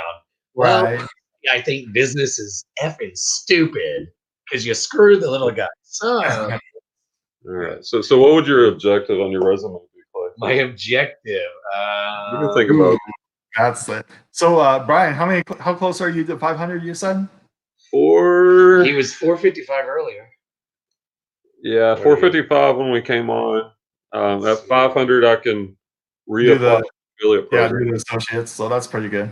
I haven't made a sell yet on associates. So He's gained 2. And I had like 4 sales in the first I week. know. See, that's a good thing. But on my other channel, I'm going to really push the associates program with my, the printers, the labels, and all that stuff.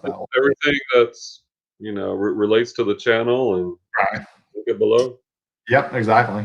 I mean, because like on my Poshmark Closet reviews, like a lot of it's lighting. So here's the light box I use. You can check it out. Exactly.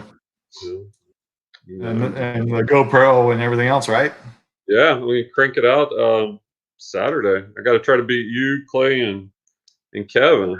Yeah. See, I did get a couple things. What did I get? I've been picking up a couple things. I picked up this vintage Sony camera last week. Oh, nice. Yeah, so I haven't comped it yet, but this is the digital one. So this is a pretty nice one. I don't know what it comps out for, but it has that, and I got it for. I have to look at the video, but I think I got everything for like $40, and I have a whole bunch of electronics in there. So she priced it at 10.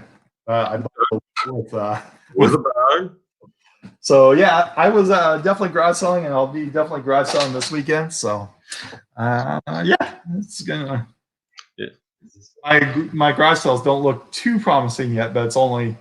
Well, it's early in the season. Yeah. Early, yeah. Well, usually this is all filled up, but it is all filled up. But if I go like that, Right.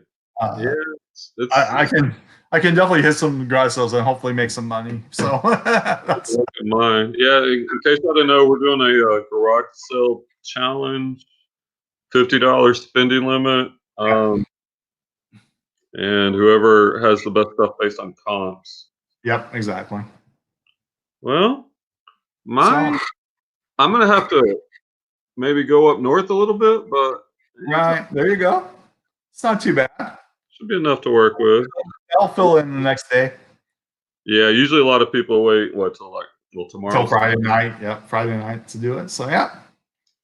Voting for Clay for eBay, Glass City Pickers. Yes, that's right. How many votes is that? That's quite a few. Yep, there you go. And hey, Glass City Pickers, thanks for joining us. If you guys got any questions in the comments, feel free to ask them. And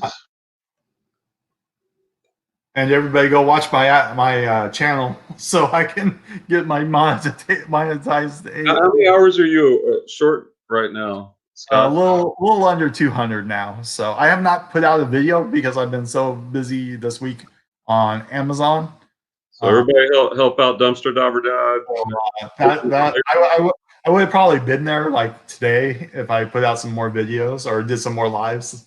But chasing down everything and the kids have a half day this week, of course. So that damn school district, right? They want the parent teacher conference, those bastards, and the kids a half day. So I got to go pick them up at 12:15 each day. So it cramps my style a little bit. So yeah, we appreciate it. Subscribe, Glass City Pickers. Yep, thank you. And yeah, and that's kind of a topic Clay and I talk a lot about is the work-life balance. Like I was going to go to the bins after work Tuesday night. Of course, voting was in, and my son, who's in college, he had to come down to vote. So I had to scrap the sourcing, obviously, to see him because I don't see him that often. But but you got to keep your priorities straight too. It's a balancing act. Everything in life is a balancing act, but you got to. It's when you're wearing reseller and YouTuber and all these others and trying to family and everything else. It's definitely a balancing act. But, yeah, struggling. Buffalo Picker. I'm going to try. I sell a lot of other things, but I love shoes.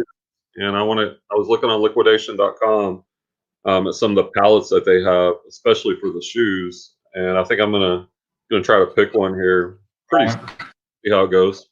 Yeah, let us know before you do in the chat so we can mock your buy or read you on one of the two. So. Yeah. What about you, Buffalo Picker, or anyone else? Anyone in the chat do any liquidation? Any pallets? Yeah. Or what? How do y'all source the people? Some of you who that are new to me, at least. How do you? Are you guys close to any liquidators? Are you guys close? There's one in Garland that does electronics and like a suburb right next to us. Yeah, and I was actually watching it, and I was gonna bid on it. I had a lot of Sony Blu-ray bass speakers. And I looked it all up, and they probably go 800 to 1,000, and with that 200 with 5 minutes, I'm like, okay, I'll go up to 250, 300 because the sell-through rate was fast on them. Yep. But all of a sudden, it jumped up to 390, and you can still double your money, but then again, I'm like, well, I'm hitting 10x or higher on a lot of the things I'm picking up now, so I'm not going to tie up that much money. Or if I spent $390 on garage sales or thrifting or the bins, I could get $3,900. So, trying to weigh those things out. I passed on it, but I do think I'll I'm gonna try to get some shoes. Nurse, I think Scott, you were saying she's she does pallets. Yep. And Nick Pick says she has Amazon pallets there. Where are you living at? Where are you located at, Nick Pick? Because we have, I think there's a couple down in the Bay Area, but I have not looked. Nick Pick said she's near Seattle. Oh, yeah, that makes sense. Yeah. Amazon there. Let's see. Kevin, with you. He's watching a movie with Ashley. Right? Yeah. He bailed Right. half an hour ago. Yeah, he's squeezed in about 4 hours of content in an hour. He was, yeah. You got to go back and watch it, Kat. He was eBay to eBay flips. Yeah, I sniped something to use his term. Yeah, he showed me how to do it. He showed me a specific thing. I went and found it and sniped it at an auction right at the last second. You sure did. And you'll have to look at some of those other ones. Those like that one. I'm very curious now. Yeah. I think eBay to eBay or eBay to Amazon sniping is their utilized. I want to do more eBay to Amazon sniping. New products to send in. And there's a program called LaCroix, and I've been trying to figure it out. He does a YouTube channel too, but it's I forget. Yeah, there's a Chrome extension, but LACROI, LaCroix, and it's a free version right now. I guess he's trying to do a paid one here soon, but he talks about doing Amazon to eBay flips, eBay to the Amazon flips, buying new and selling them back on there. So yeah, that's good. Yeah, no, I did that early, even on Poshmark. Like somebody selling a North Face jacket, like 20 or 25, and looked at the comps on eBay, and they were going for like 55, 65. They just took pictures, and some people, they're just selling stuff out of their closet, and they're just trying to float it. So if you can recognize it, like what Kevin was talking about, you know what things are worth, buy it, take better pictures, double your money. That's definitely the way to do it, and you don't have to leave your house. So it's pretty nice to have it show up to your door. So that's sort of what I want to do with Amazon books, is have them show up to my door and send them back in. But somewhere down the road. Do you have any questions? I didn't see any questions in here. So if I got any questions, where did? And Kat, I was talking about Amazon, so we got to get you selling on Amazon. Give me 2 of my 100 people. Scott's looking for 100 people. You can basically mentor on Amazon. So if y'all are interested, I want you to be brand new, spanking new, not knowing anything, and see what we can do with you and share your successes on YouTube. So here's the question. This is a good question. Class City Pickers, what's your favorite platform to use? You know what mine is, actually? Talked a lot about Amazon. Facebook Marketplace. That's my favorite. Actually. Wow. Yeah, I have them come most of the time to my house, and they look at it. If they want it, that's great. If they don't, that's great. But usually the deal's made before they come. I think. Oh, you do sell on Amazon. Oh, yeah, that's awesome. But yeah, I think Facebook Marketplace is my favorite. Yeah. There's no returns on there. There's no. And I was watching I can't remember who it was. I want to say it could have been you and Kevin on some stream, or someone's video the other day, and they were talking about these guys. All they do are shoes, and I wrote it down. Of course, that was not me. That was who was that? We were on the same chat, maybe. Yeah, we were all in the same chat. I forgot who that was because they were talking about how they just do a lot of Facebook Marketplace, right? Yep, exactly. Oh, a year. Yeah, BK Vending was talking about it. That's it. We were all in that. Yeah, we were all in that chat with Matt. Yeah. So yeah, that's That's crazy. Or 100K on Facebook Marketplace on shoes. Well, Yeah. That's, yeah, right. Or maybe now with eBay combined, but it was right, maybe. shoes. I love Was shoes. it Harry Tornado? I don't know if that was her or Harry Tornado. I haven't watched him in Like I said, I watched so many. It's hard to keep track with everybody. weeks. So yeah, Shoes, like I would be Amazon. what's that? My second platform would be Amazon. So Yeah, I like eBay and Poshmark. I mean, I do like the Facebook Marketplace on the big flips. yeah, And since I do a lot of shoes, honestly, I sell a little bit more on Poshmark than eBay on shoes. yeah. It's so easy. Poshmark is really easy, but on eBay, I like it because I usually make a little bit of money on the shipping. So I guess maybe eBay by a smidge. There you Yeah, go. I wanted to ask that. So since I pretty much just sold on eBay, pirate ship is really only good because Posh and Mercari are a flat rate shipping. Flat rate shipping, yeah. Okay. On certain pounds, yeah. Okay. Gotcha. So pirate ship eBay. There you go. Yeah. Okay. All right, guys, I'm gonna get off here. It's been All right. Well, thanks for dropping an by. hour on top of that. So Thanks for leaving me coming back. we got you some watch time and some subscribers, which is awesome. And Yeah. All right. Well, have a good night. We appreciate it, man. no, anytime. We'll talk to you next week. Have a good night, Scott. Bye. Glass City. See, they're coming. All right. It's just us. It's been a while since it's just been us. Right. Right? It is. Yeah. This is how we started out. Yeah. We did 3 shows alone. And then, Yeah, we picked up Kevin and then Scott and is this number 6?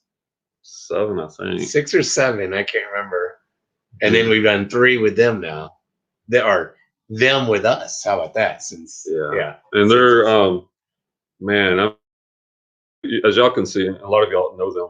And they're great guys and they love to share their content, their information. Some really good guys. Yeah. So, hey, I don't know a ton, but hey, I'm willing to help too. However, hey, anybody. Clay for eBay. Clay for eBay. We like it. Simply Clay Dana's got your vote. For eBay. That's my gang sign. Need to get you a right? shirt. Yeah, Clay for eBay. Uh-huh. Oh, I like it. So have you thought about your objective? What is yeah, your my art? resume objective. You gotta have an objective nowadays. Objective. Yeah, we talked about your work history. Yeah. Because that would it qualifies, What would be my objective? Comment below, guys. What would should be my Clay's gonna write a resume since they got an opening at CEO. CEO. I'm gonna apply it. Those who just called on CEO. Hey Marie, CEO. Marie, I've seen her on a bunch of other CEO of eBay because I'm pretty sure I'm leaving teaching, so might as well. But see, maybe my objective would be I find out the salary of the last guy, and I'm imagining it's what, like millions, if not 10, and I could just say, hey, 130K, in benefits. Let me live in Dallas, a jet. Well, you're not going down to San Francisco. Nah, local, whatever. We got to do our show and you'll be the stuff, So might help our show. It could help our show, yeah, you would think. But just 130K, get me first class tickets because I'm not going to fly on a small plane. I don't trust those, and that's about it. So my objective is wait, but I have a question. Okay. If you actually get this position, will you be changing your YouTube channel name? Oh, well, I changed my YouTube channel name. Clay for eBay.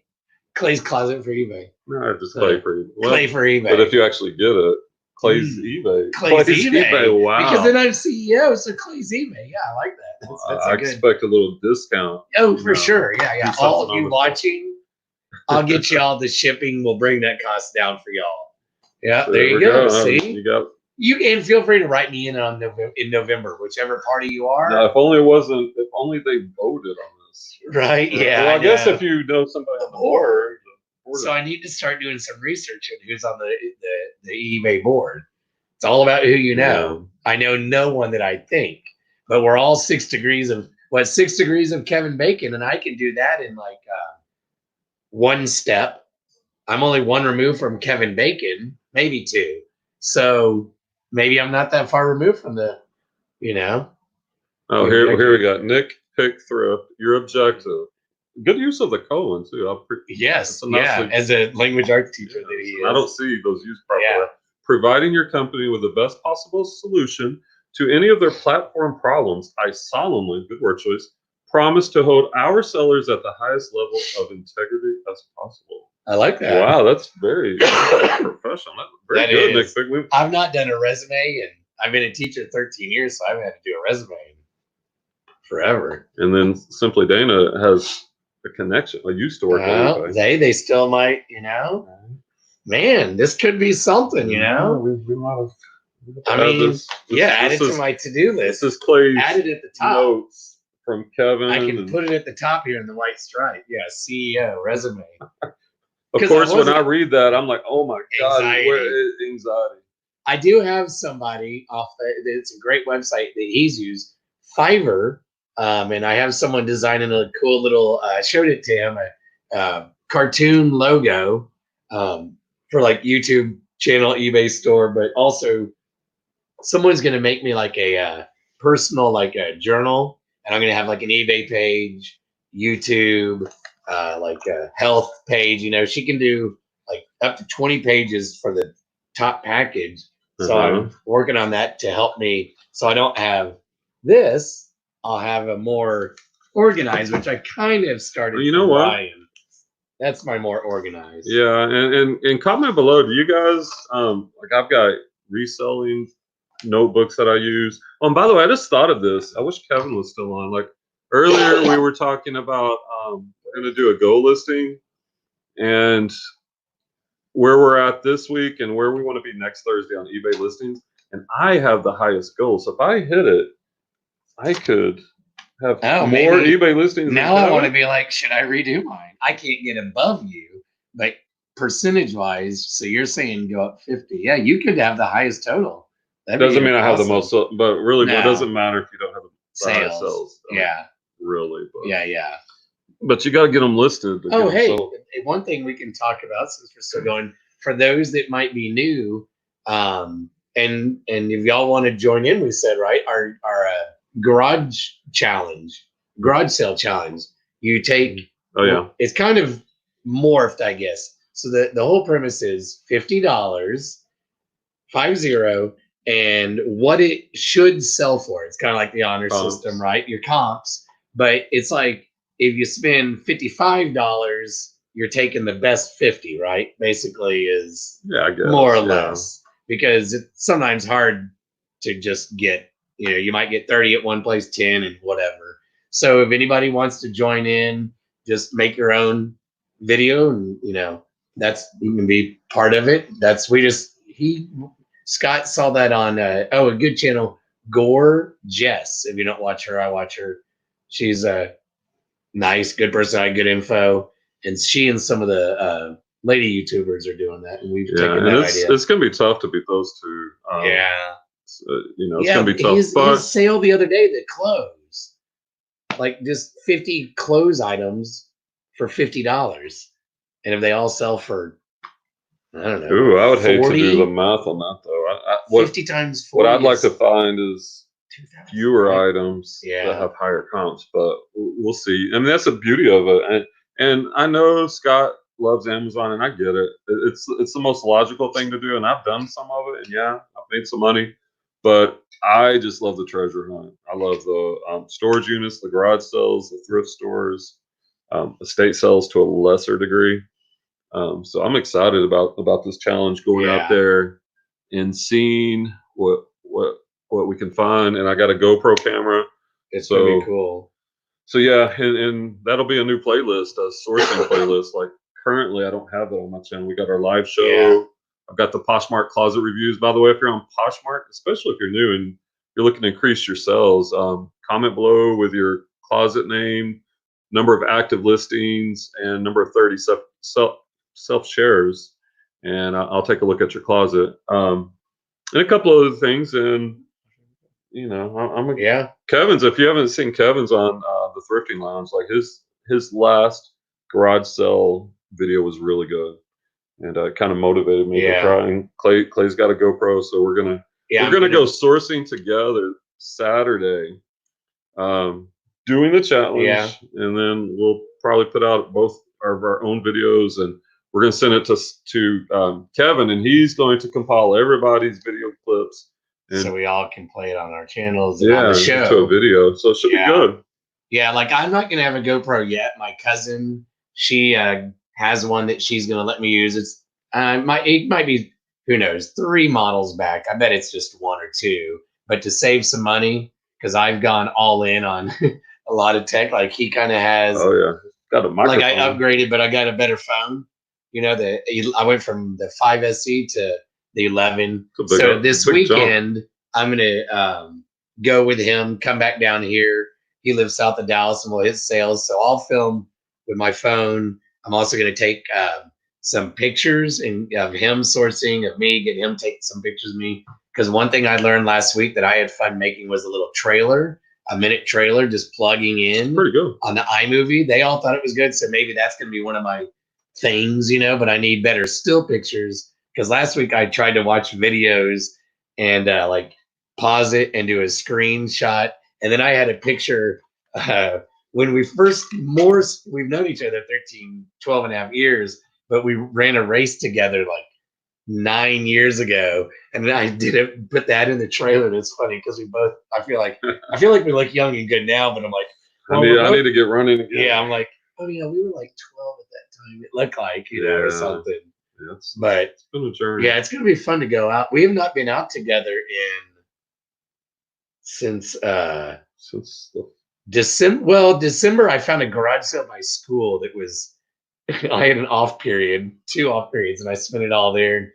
I saw him there that afternoon because I told him about it, but we've not been out together since like early December or November. That's been a while, and I'm kind of scared because I think I've trained Clay up too well. Yeah, right. And I don't know. Yeah, the other day we were saying, I was like, well, maybe I'll just wear shoes. Like, well, maybe we can't go together. It's like, shoes not my thing. Like, I can go alone. So he's giving me shoes. I'll see shoes, and I'll look, because I still have a death pile that won't be gone by he shouldn't even be sorted. So I told him, I'll go Saturday more because I want to hang out. I'm going to start filming in the car, and it'll be more like the talk about the garage sale stuff. That could be a playlist for me. Right. But we just always have fun together, right, hanging out. So yeah, we have some interesting conversations when we're outsourcing too. Y'all are some good friends or family. Yeah, good friends. Yeah, good friends. We teach together. He's one of the first people I met. He'd been at our school for like 3 or 4 years, and I met him probably the first few days. And I can remember him telling me and one of my best friends, she doesn't teach with us anymore, but like, you know, oh yeah, you can talk to us if we need to, you know, ask questions. And you could just tell he was like real and honest, and I could trust him because I learned quickly. There's some people at our school that are, well, at that time that were there, that were nice people, but they wanted all this influence and power, and the grinder mafia is what I called them. And I could say nice people, but I learned don't talk to them because they'll go and, you know, gossip and blah, blah, blah. So I always, you know, knew him. And a couple of years ago, we just started seeing him more, and he'd tell me, man, this eBay stuff and blah, blah, blah. And then finally I was like, I'm over teaching. And that's how we became close. Hey, let me put a pause real quick. Yeah. Yeah, that's a good wrap up. Hello. Yeah, we were just talking, and kind of like with Kevin and Scott. I mean, we love how they came on and have been helping us out, and how they've come on our show. And so, if you guys would like, if anybody out there would like to join us on one of our Thursday night shows, we'd love to have you. We believe in Kevin's model of bringing people in, and let's learn from each other. So if you're interested, there's my name. Just send me a message, friend me, and send me a message on Facebook. If you're interested in being on a show, maybe even next Thursday, we'd love to have you. You can join, you know, Kevin and Scott join us every Thursday night, and you know, we can bring 1 or 2 more people on, and we'd like to be able to pick your brains and add to our conversation. Yeah. So once again, if you want to be on, just friend me, Brian Vince. Find me on Facebook and send a message and we'll get your information and we'll get you on either Yeah. next Thursday or you know, another Thursday night. Yeah. Yeah. Thursday. He might maybe at some point does some solo or something. Now that I have internet at home, I'll be able to do some. I'll probably do some working live shows. I think he's bailing out. Now this is our show. He's now running for because last week I did it from my cousins because my internet wasn't going. Well, still not really going yet. And I just was. He doesn't live that far from me, but it's like a 40-minute drive home, and it just. I knew I was tired that morning. I was like, "Hey, I'm going to do it in the neighborhood." Yeah, but I missed. Yeah, but I missed us hanging out or whatever because I don't see him at school every day, even though he's just like in the hallway above me. You know, we don't see each other, but you know, so I had to drive back down here today. Yeah, do our show in person because it was too weird last week not doing it in person. I told him he obviously didn't have to, so he joined us from his place. And like next week, I'll do it from my apartment because the next day we have this school trip, our annual school trip, taking 200 7th graders out of town. So, well, Nick Pick Thrift, I know it does seem that way, and that's how I felt. But it's not nearly as bad as it seems, and we're all nice, and especially if Kevin's on. Kevin's going to talk a lot. I mean, he's going to drop a lot of nuggets, so you can just kind of fill in. That's why, like when they left, it felt our weird. show. It was weird for a second. It was. I felt awkward. And we've kind of covered our big checklist of our points that we were going to talk about. So I'm like, well, now it's just now we're just talking. No, come on, like seriously. I mean, I get it. Because it's like as much of an extrovert as I am, some of that's the nervousness. So I got to talk to, but this is our 6th or 7th show. And now, I don't know. I mean, it feels a little odd. I'm still like trying to look here because I think I need to look at the camera, not the screen, but things like that. But I totally get it. That's why, you know, also, pop on our show. There's a Reseller Addict and Victoria. I can't think of her show. These two ladies do a great show, and there are other people that'll be like, "Hey, here's the StreamYard, link. Pop on our show." I mean, there's a lot of people that will actually, So maybe if you don't feel comfortable doing your own, because whenever I do my first solo deal, I know maybe no one's watching. I don't care. I do, but I don't. But I'll just be nervous, like going, people are just watching me. That's why I'd be like, "Someone come on." I think that's why people like others to come on. Yeah. So they don't have to do a solo. Yeah, solo. Work. I haven't done a pure solo. Right? It's easier when you have someone right here because you can kind of just. Oh, I did it on my other channel last fall. This channel that's. I think I need to do a solo one time. It would be weird, but but you don't have to do a solo, guys. Just come on ours. Join us. Okay, Glass City has watched Buffalo before. Nick Pick, I'm so new to reselling, just a little over a year. I don't know what I could. You've done it more than me, then. Yeah, you've done it more than Clay. Number one. Yeah. Number two, everyone has. Everyone has a unique angle that you're going to bring something. Trust us. Like your niche, like what maybe something you've not mastered, but you're on your way to mastering a certain thing, or maybe in your neighborhood or city, there's certain things you buy. Or like we've talked about, what are our shipping mistakes or strategy? Like we do our packing totally different, right? He does it wrong. I do it wrong. And by the way, Jody, you need to come on with us, man. I know you were on Kevin's show, but you need to come on ours. And I don't know if the sloth. Jay's gonna do a show with me soon, but we could get Jay on here too. Definitely easier having somebody, which is one reason I do with the guys. I don't think. Yeah. Well. Just like I said, just friend me on Facebook so I can shoot you the link when you're ready. No pressure. And Jody, you need to join us. And by the way, Jody implemented some of the. I'm not trying to toot my horn, but he implemented some of the things I suggested. Yeah. I noticed his sales kind of took off on Poshmark. So Jody's killing it on Poshmark.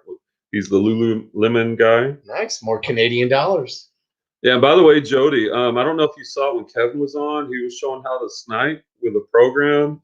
And I need to go back. Like Clay used it in real time and bought a Lululemon top that he's going to be able to flip. So you might want to go back later and check that out. Since you buy a lot of Lululemon, I know. Let's see. I'm gonna see if I can find it.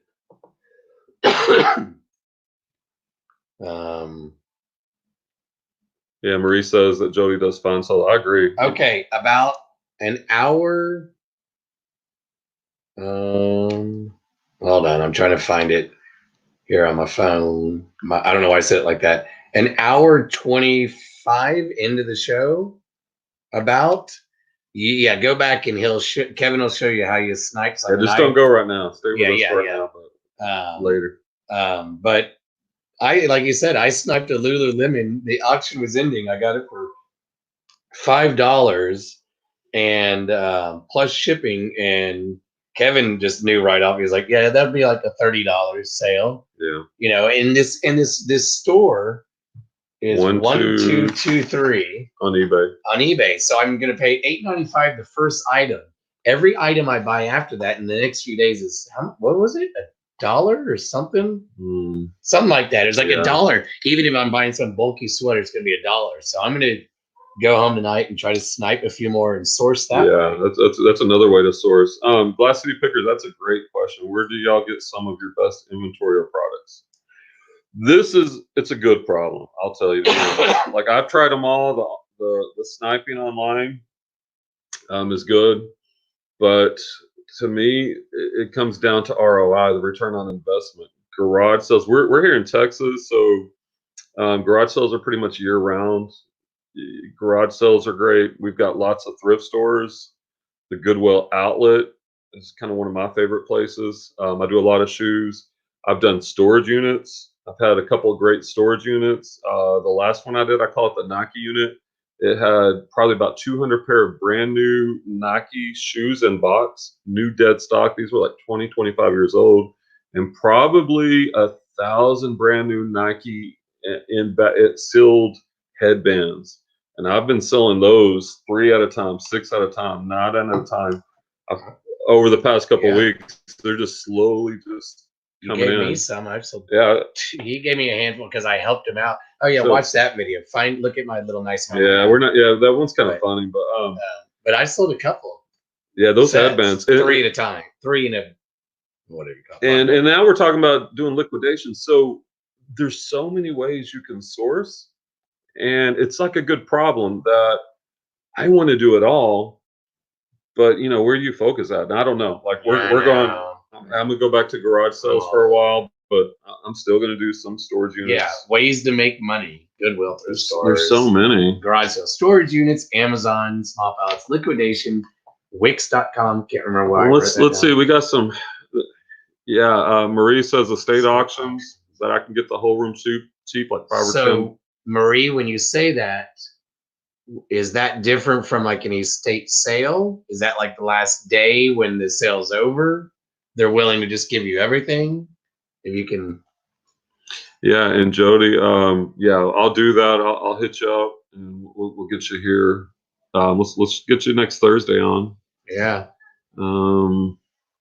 Let's see.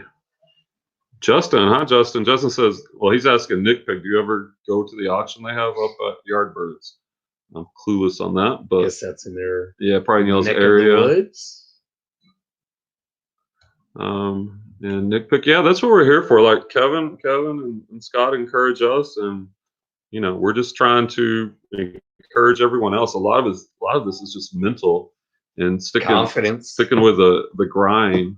You're helping me because you're watching, so it makes me be like, oh, okay. Oh wow, yeah. 8 outlets. When the 100. Oh yeah, if you're near, and I've heard that it's really good up there or whatever, you know. And Nick Pick is, I guess, like outdoor stuff. Did you? I can't remember. You said you're mostly clothes, but like is North Face and you know all the stuff for all the rain and hiking shoes. Do you see a lot more of that? Because I watch a guy, Pro Solo Flipper, and he's in Idaho, and he does a lot of outdoors gear because you know where he's at. Right. I think I heard the bins up there. They're either great or awful. Yeah, and I hear a lot of what are y'all's opinions out in the chat, guys? That if y'all been to the Goodwill outlet, the Goodwill bins. Like me personally, every time I go, and Clay's went with me a couple times. Yeah, and I went solo once. I come out of there with 15, 20 pair of shoes, some hard goods, and I haven't really messed with the clothing. I'm telling you. Yeah. I'm telling you what else you could find. So the outlets are good, or even the regular thrift stores. We live in the Dallas area. There are so many, and then you get to learn them. Like there's this one branch or this one chain, and they're tagged at 99-cent tag days, 75% off, 50% off, 25% off on Mondays and Wednesdays. So I think when it comes to thrift stores, if you've got a lot, if you're fortunate, and then it's developing routes, right? So you can be strategic about it.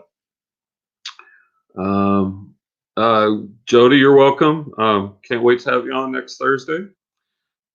I'm sure you'll bring a Canadian perspective. I'm just looking at the chat. Never been, just some of the three. The yard bird. We talk about the free stuff on. Yeah, and that's another place you can source off Facebook Marketplace, Craigslist, OfferUp. Yeah. My best sell all time was on OfferUp. I've done it twice. Yeah, it's called The Best. It's like a medical device, like with people with lung issues. And when they sell these things, they're like $10,000 or more. And I bought 2 of them on OfferUp. People just sell them for, I think I bought one for 70 and one for 100. And they're just getting rid of them because, unfortunately, their loved one passed away, I think. And I sold both of them for over 1,000. I think one for like 1,200 and one for 1,300. So you can source. There's just so many ways to source. Our problem is we don't have enough time right now, as we teach during the day. So we're doing this on the side, and eventually the goal is once you get debt paid off to do this full time. Yeah. Marie, we're 45 minutes from the bins on a good traffic day. That's the same for me. It's about a 45-minute drive, but you deduct that mileage, right, using Mile IQ or Stride. So keep that in mind. If you're make sure you're deducting. Yeah, I deduct mileage. Yeah, like driving down here to do the show. I got to deduct all those miles. Yeah, Glass City Picker says I'll be hitting up garage sales later when it warms up. And Nick Pick, up in Oregon, I bet y'all do get a lot of Keene, the North Face, maybe Merrill, other stuff. Kevin, look at Kevin. We've been giving you props all night, man. We're still on. We're just having fun. It was weird, You got off. Yeah. You dropped all those nugget bombs, by the way. There's Kevin, the Thrifting Lounge, and we've been. Is that what it's gonna feel like when your youngest moves out of the house? Yeah, that's pretty much it. It's so quiet all of a sudden. And so y'all go back later. Kevin, go back to the movie. Ashley's wondering where you are. You have a sickness, man. Yeah, you're like shaking. You had to get it fixed. I get some YouTube. I understand. And then Scott gave us a lot of information about Amazon. And then Kevin, when you left, Clay and I first thing were like, "Oh, what we talking about?" Yeah. But then we just started talking. And it's kind of back to the basics. Back to because it felt weird the first time people came on. You're like going, they seem nice, but it's like this is different. I've never done a FaceTime, but like 2 or 3 times. So that was just interesting for me. Yeah, like we did our first couple, and then we found Kevin, who's a great guy, and Scott. Did you find? He found you. Yeah, I think in a chat. Probably. Kevin's everywhere. You never know where you're gonna find the Thrifting Lounge. He's like a ninja. He's like a YouTube reselling ninja with superhuman powers. He says, "I guarantee you, I can change your thinking of reselling and make you money, and I do it for." Yeah. Kevin's a good guy. He definitely likes to help everyone out. So I'm going to take Kevin's ideas, make a course out of it, and sell it for $19.95. 5 payments. He'll put a footnote, a citation, asterisk at the bottom. Kevin, Thrifting Lounge. I'm joking. That's good. Yeah, Nike, of course. Yeah, Nike. St. John. Nike's always good. The Nike. Yeah, I'd love to be up there in the Northwest with the trees. Like one of my things to do. And somebody was talking about being stressed out and burning out, and I'm gonna make a video probably next week on that. But I love to go hiking the trees, the forest. That just calms Yeah. me, centers me. Like when I've told Brian, and I said it in the chat, I run this marathon up near Seattle, and like I like Seattle, but the rain, and I know that it's sunnier a lot. Actually, it can be pretty sunny in Seattle. It's not like Portland where it can be very gray and depressing. But the trees up there, when I've just hung out, even being in Seattle, like how green it is, and when I took my buddy Avery, it's almost surreal, like how green. You know, like it looks fake. And then we have a buddy. That's how Colorado is too. A buddy Brantley who teaches language arts. He knows him, and he loves Seattle and goes up there and visits. And it's just so relaxing. And that's part of the reason. Like one of my other favorite marathons I've done, like 20, is LA, because I like Los Angeles. Like it runs by like all the good sites, you know. But the other favorite is this race outside of Seattle where it's like 400 people in the race, and you get spread out, and you can be near people but not hear anything except like there's a waterfall and maybe the road way down there. You see it, you know, and it's just so peaceful that you're like, oh, maybe I could live here a little bit, you know, because it's so different from where we live. Where it's, I love Dallas, but more concrete and flat. Concrete, gray is our color, and glass for glass buildings, which are really cool. Penny. Yeah. Penny. Oh, sorry, my cat's in my light box. Penny, come here. Justin, are y'all are you also, where are you, Justin and Marie? Are y'all you're also Seattle, right? Near Nick, but you're talking about that story. Yeah, Flipping Sloth. For some reason we're still alive. Hey, Jay, it's gotta be late over in it's starting to get the UK. A little late here. What, it's gotta be like 1:12 a.m., right, Jay? 2:12 a.m. And I know what Kevin said. They did what, like a 6.5 hour show. Yeah, we can't do that. We got school tomorrow, but we're over 2 hours. We're approaching 3 hours. And Jay, which I keep forgetting. I know we want to stay away from Earl Grey tea. That's the bad. He's gonna get mad. You keep asking him. I can't remember because I have students who were joking about tea, and I was like, don't drink Earl Grey though. Yeah. Check out Flippin' Sloth. He has some cool. He's over in England, and he's got. I just like hearing his accent, and like with the money, I don't know how much certain things are, you know. So I'm trying to kind of figure out the conversion almost, you know, like how much is this and this amount. Yorkshire too. Yorkshire, thank you. Right on my doorstep. First, you get down. And I only 30 minutes away. My cat did not just use the bathroom in my light box. I'm gonna flip out. I can't see. Yeah, the screen is down. He went in there and it stinks in here now.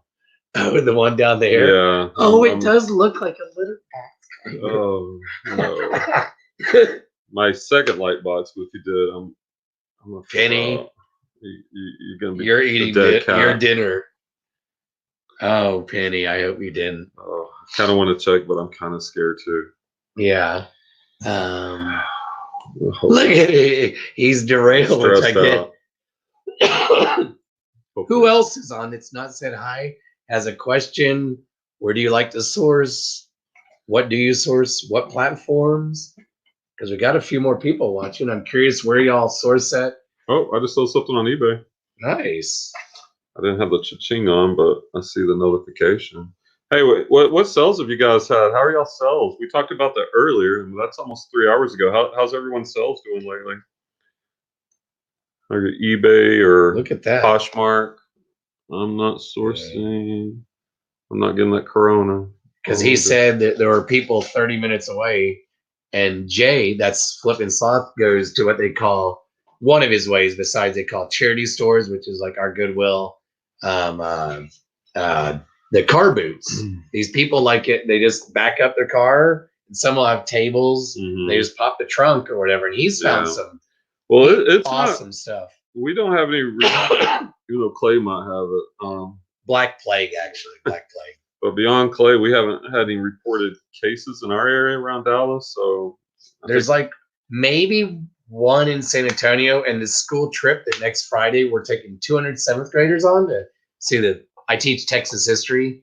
One of the moms contacted Joe, the guy who's run this trip for like 40 years, And instead of going to the mall, not to shop, but there's a food court. So it's just easy. It's near the Alamo and some other stuff downtown.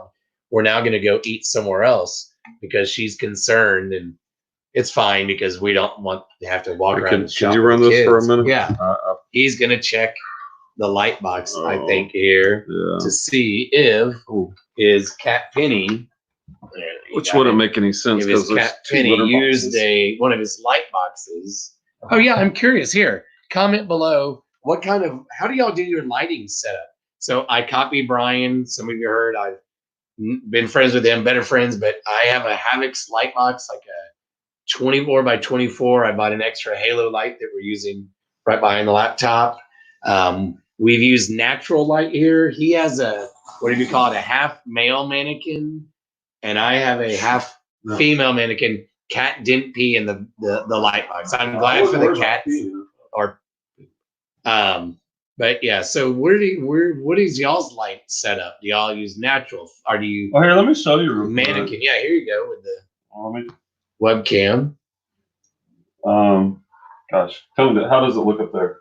Yeah, it's good. Yeah, they can. So this is a big Havix light box. I think this is 36 by 36, and obviously I don't have the lights on. And there's the 24 by 24. And since I do a lot of shoes, this is really good. And with the lights, I have 6 LED lights in there, and we use this ring light on the front, and using that with my Canon T6i, and turn the ISO down low, and it gives me the pure white backgrounds, and don't have to photo fuse. Even though, eBay, they just dropped that app, the app where you can get the white backgrounds. I don't like it, but I don't have to. But that's just going to save me stuff. I can't use it compared to photo fuse. Look at here, highlight some of their way they. All right, let's see. Car boots in the flea markets. Thank you, Nick Pick Thrift. Appreciate that. And by the way, we do our Bolo Buzz. And I don't think I heard Clay's yet, but my best sell of the week yesterday, I sold a pair of Lucchese Cowboys boots, and there's a lot of those here around in Dallas. We in Texas, y'all. I picked them up for $12 at a thrift store and sold them for $150. So that was a good flip. My best flip in the last week, I sold 4 things. I don't list near enough. So 4 in a week is about average for me now. Not bad. These, what are they called? Let's see. Adams Lowestoft Calyx wear. Let's see. Oh, sorry, wrong way. Calyx wear. Some dishes. Yeah, 38.16. I taught him about dishes too. Yeah, and I'm trying to. That's on my list of things to look for. $14.95 shipping. I paid at a garage sale down the street from me, and I looked on. If y'all don't know, look up the app. What is it? Yard Sale. So Yard Sale. I'll show you real quick. That is the sales like tomorrow, right? And you can do it for your area and see that you can make a route or whatever. I think there's a free version, and maybe I paid and you did as well. A few bucks to get the better or whatever to help you route. Yeah. But back to the sale. So I looked on Yard Sale and I was like, this sale doesn't look any good. And it started on Friday, or I thought it looked okay, but I'm like, by Saturday afternoon, it's going to be done. And he and I done really well that Saturday together. And I went by and for like $20 bought all this stuff that's going to turn into like 400. If you ever list it. No, it's all listed. Oh, okay. Yeah. Good job. All right. My hard sales. So this was like $2 to $38. And off of the shipping using Pirate Ship, they paid $14.95. I bet I got it at least for even as heavy as it was. Because that's probably last night we were talking. Under 10, I'm guessing. We were talking about that yesterday, right? When we were on the way home. I see that picture. Yeah, I bet I made $4 to $5 off of shipping. That's so good. 2 turned into after eBay fees, like 38, 2 to 38. Yeah, and that's the thing, like we were talking 19. About earlier, and I won't do it right now, but how you can study solds on plates. I'll look at solds on plates to learn the brands and the patterns. There's so many ways you can increase your knowledge, increase your information, and all these niches. And so that when you're outsourcing, you don't have to rely on your phone as much because that information's in your head. All right, we were asking about lights. We got a lot of comments. Let's go over those real quick. Flipping Sloth uses 2 big photography lights. Nice. Are those like the umbrella ones, Flipping Sloth, or the ring lights, or what type of lights? Oh yeah. Marie's daylight, and daylight is great, right? If you could, we use we've listed together sometimes too. I use daylight sometimes on the mannequins. We got some. I'm gonna try. Here, let me show you if you can see it. Yeah. In the corner, we got the Mr. and Mrs. Mannequin. Yeah. We each bought one. Yeah. So those look great in daylight. Let's see, Glassy Pickers. How long y'all been doing this fun hustle? I started about 2.5, 3 years ago, and I've had Clay doing it about 6 months. Yeah. So I kind of got into it last summer, but didn't finally list till November. Flipping Sloth. All right. Well, here's the thing, Flipping Sloth. That I've also got a station in the garage for bigger items. I've got a big table, and I've got the white photo paper that pulls down off of the roll, and that's where I take the bigger pictures. And then if it's something that's really big, then I just roll it outside on the back patio and use that daylight that Marie was talking about. So got all different setups for photographs, but shoes are my main thing. Jody uses 3 cheap $5 desk lamps. Hey, be resourceful. Use what you got. I probably went a little crazy last year buying all this stuff, but they are all an expense that you can write off on your taxes too. Not a CPA, but but yeah, consult. But I meant to say, just lay your clothes flat. And Marie has 2 LED desk lights. Just kind of working through the comments. What was it? Who's it? Hang and lay. Okay, talking about the clothing. What's the guy in Minnesota who came on a couple times? Not came on, but Flip. I'm talking about. Nick Pick Thrift. I love that's how we are. She's an overachiever. 3 light boxes. Only got 2 lamps and bulbs in my overhead. That's it, man. No vampires will come around you. That's for sure. Yeah, the daylight bulbs. That's what the guy in Minnesota. I can't think of his name. In his basement, he has all these just lamps. Yeah. And he put in the daylight bulbs. Wow. Yeah, the daylight bulbs are good. And Jody does flat lays unless it's something worth putting on my mannequin. Yeah, like the mannequin. For like what Kevin was talking about, the blazers. Yeah. It really looks way better. And if you can sell a $100 blazer, I mean, the first $100 blazer you sell has paid for that mannequin. I got mine for $20. A guy was clearing out his storage unit from a store he had. So Flipping Sloth, I think he's the Corona. What do they call it? Agent Zero. I don't sleep enough, so then the stupid cold just. I don't think it's a cold. We need to take a fund, GoFundMe to get Clay to the doctor. Well, see, okay. We need to go fund. I'm going to go to the UK where Jay can recommend. I won't have any fun and make a trip out of it, I promise. Or fly me to San Fran to apply for the CEO job of eBay. Yeah, maybe get better benefits. Yeah, Marie, Yard Sale Treasure Map. That's a great app to find those garage sales. Is that what it's called? Yard Sale Treasure Map. Yeah, I just said Yard Sale. What we love finding, and when we both go to bed together, it's even better because there's an extra pair of eyes to find what do we call the ones that aren't on the map, but we find? Oh, bonus? Bonus. It's been a while. Those are the bonus ones. Bonus. Because we'll like, oop, U-turn. Yeah, because then we're like going, wait, did we even go to the garage sale yet? That we were, because our car is talking to us or the phone. I've got mine out. He's got the GPS and you're like, oh, yeah. There's one here. We didn't even hit that one yet. So then if we don't feel like we had the best day, you're like, but we had lots of doubles. I mean, there have been days where I bet you we hit 50 garage sales. Like in the peak season, probably around May, June. Yeah. Hey, welcome back, Buffalo Picker. I don't know why we're still on. I don't know, but glad you're back here. Square. Oh, he's got the square one, umbrellas, but square. Okay. Nothing like outside daylight. That's true, Marie. That's true. But I do like the light boxes because then, during the winter or whenever you can photograph it at any time. And like it depends on what you're listing too, right? For clothing, daylight's amazing. But for shoes, man, I can put those in the light box anytime, day or night, and just crank out those listings. We got comments are kind of blowing up. Thanks everyone for sticking around this long. Don't come out here. Trash. Okay. Sydney. Hey, hi, Sydney. That's my mom. Hey, this is Clay's mom. By the way, we got Clay a new profession lined up. Oh yeah, Mom. I'm gonna apply Clay for eBay. I didn't know that the CEO is open at eBay, so don't worry, Mom. Even if I'm leaving teaching, I'm gonna get the job as CEO of eBay. So we're all set, Mom. We're good. Flipping sloth, better off paying for your own care in the USA. Well, yeah, if you can afford it. Yeah, right. Then you pay $6,000 before you can even Deductible, use yeah. it. It's terrible. Yeah, my root canal. Yeah. Yeah, Marie starts with the app and then hits the bonus sale. She knows what's up. Penny, what you doing? Come here, Penny. Here, Penny. Nikki, mine are 2 complete mannequins for. How did Even you? better. Yeah, How did you get 2 for free? Full, because we We're just jealous. have the half, and I think it's 2 dress forms. nice. You're killing it. Wow. Yeah, you got everything. All right, and so Okay. you said you have nothing to add. Come on, you're adding valuable content. you got to come on the show. Yeah, next week. Yeah. Who we got here? Ecom Ecom Squad. Squad. Hey, Ecom Squad. Check out How's it going? Go to channel.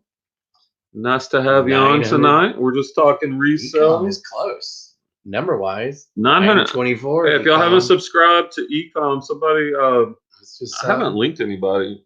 Sub it to me. The way I say it, sub to any and everybody watching, comment.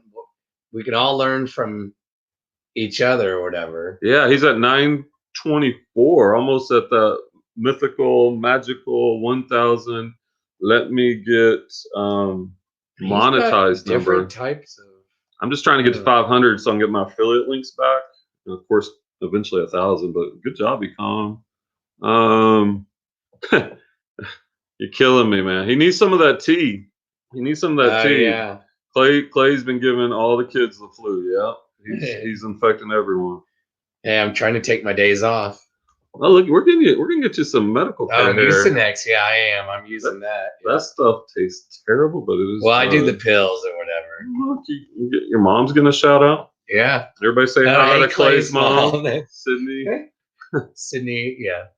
By the way, and she's helped Clay with some of the sales, right? I'm a little jealous. Mom has a couple of pairs of shoes she's gonna give. Some of you, this might sound bad. The new people who haven't watched this. My parents have been apart for 30 years, but dad and stepmom are apart. So dad has a storage unit, and some things ended up in the storage unit. And dad, to help me out, is letting me sell all the things in it. Like I sold his elliptical, made $100. Sold his table and chairs, made 80. And then ex-stepmom had a box of shoes labeled donation. And I've sold, was it the pair of 2 weeks ago as we went live, I sold a pair of Chanel shoes for $200, paid $0. So that helped out. So dad, she wouldn't have cared. Like there's a painting in there that wouldn't fit in my car to deliver to her. So she was like, and I said, "Oh, is it okay if I sell it? I'm starting a deal." She's like, "Great, do it." So, yeah. So family has helped me out. My cousin's given me stuff. With my cousin, we're splitting the cost, the profit after taxes. Yeah, Flipping Sloth. You have him on Facebook? No, he's not on Facebook. Jay, you're not on Facebook, are you? He's on Twitter. Okay. Yeah, we need to give him his info. I'd love to have some of that tea. Yeah. I'd put it here. I don't know about putting the address on. Yeah. Jay, I'll maybe on a video if I know you're like watching. Okay. Comment real quick. So Nick, hey, what's your name, Nick Pickthrift? I keep calling you Nikki, right? Nikki. Makes sense. So Jody's next week. Yeah. The following Thursday. Sure. Write this down. Okay. Clay's got his notebook. The organized pay. The organized. This one. is organized. Oh, I'm going to add that. Add it to it. Let's make it sound official. Our booking. What is it? Our booking schedule? Oh yeah. Yeah, we got Jody the Canadian. We're doing our own producing here of our own show. Yeah, very high content. And then Nick Pickthrift will be on the following Thursday. Yeah. And you can tell us about sourcing all these mannequins for free. Dang. Clay's mom is on fire. I love it. Love it. My mom is very nice, supportive. Yeah. Lady. I mean come on. Clay didn't turn out to be so nice. Just Mom always said kill him with kindness. So here's a question unrelated to reselling.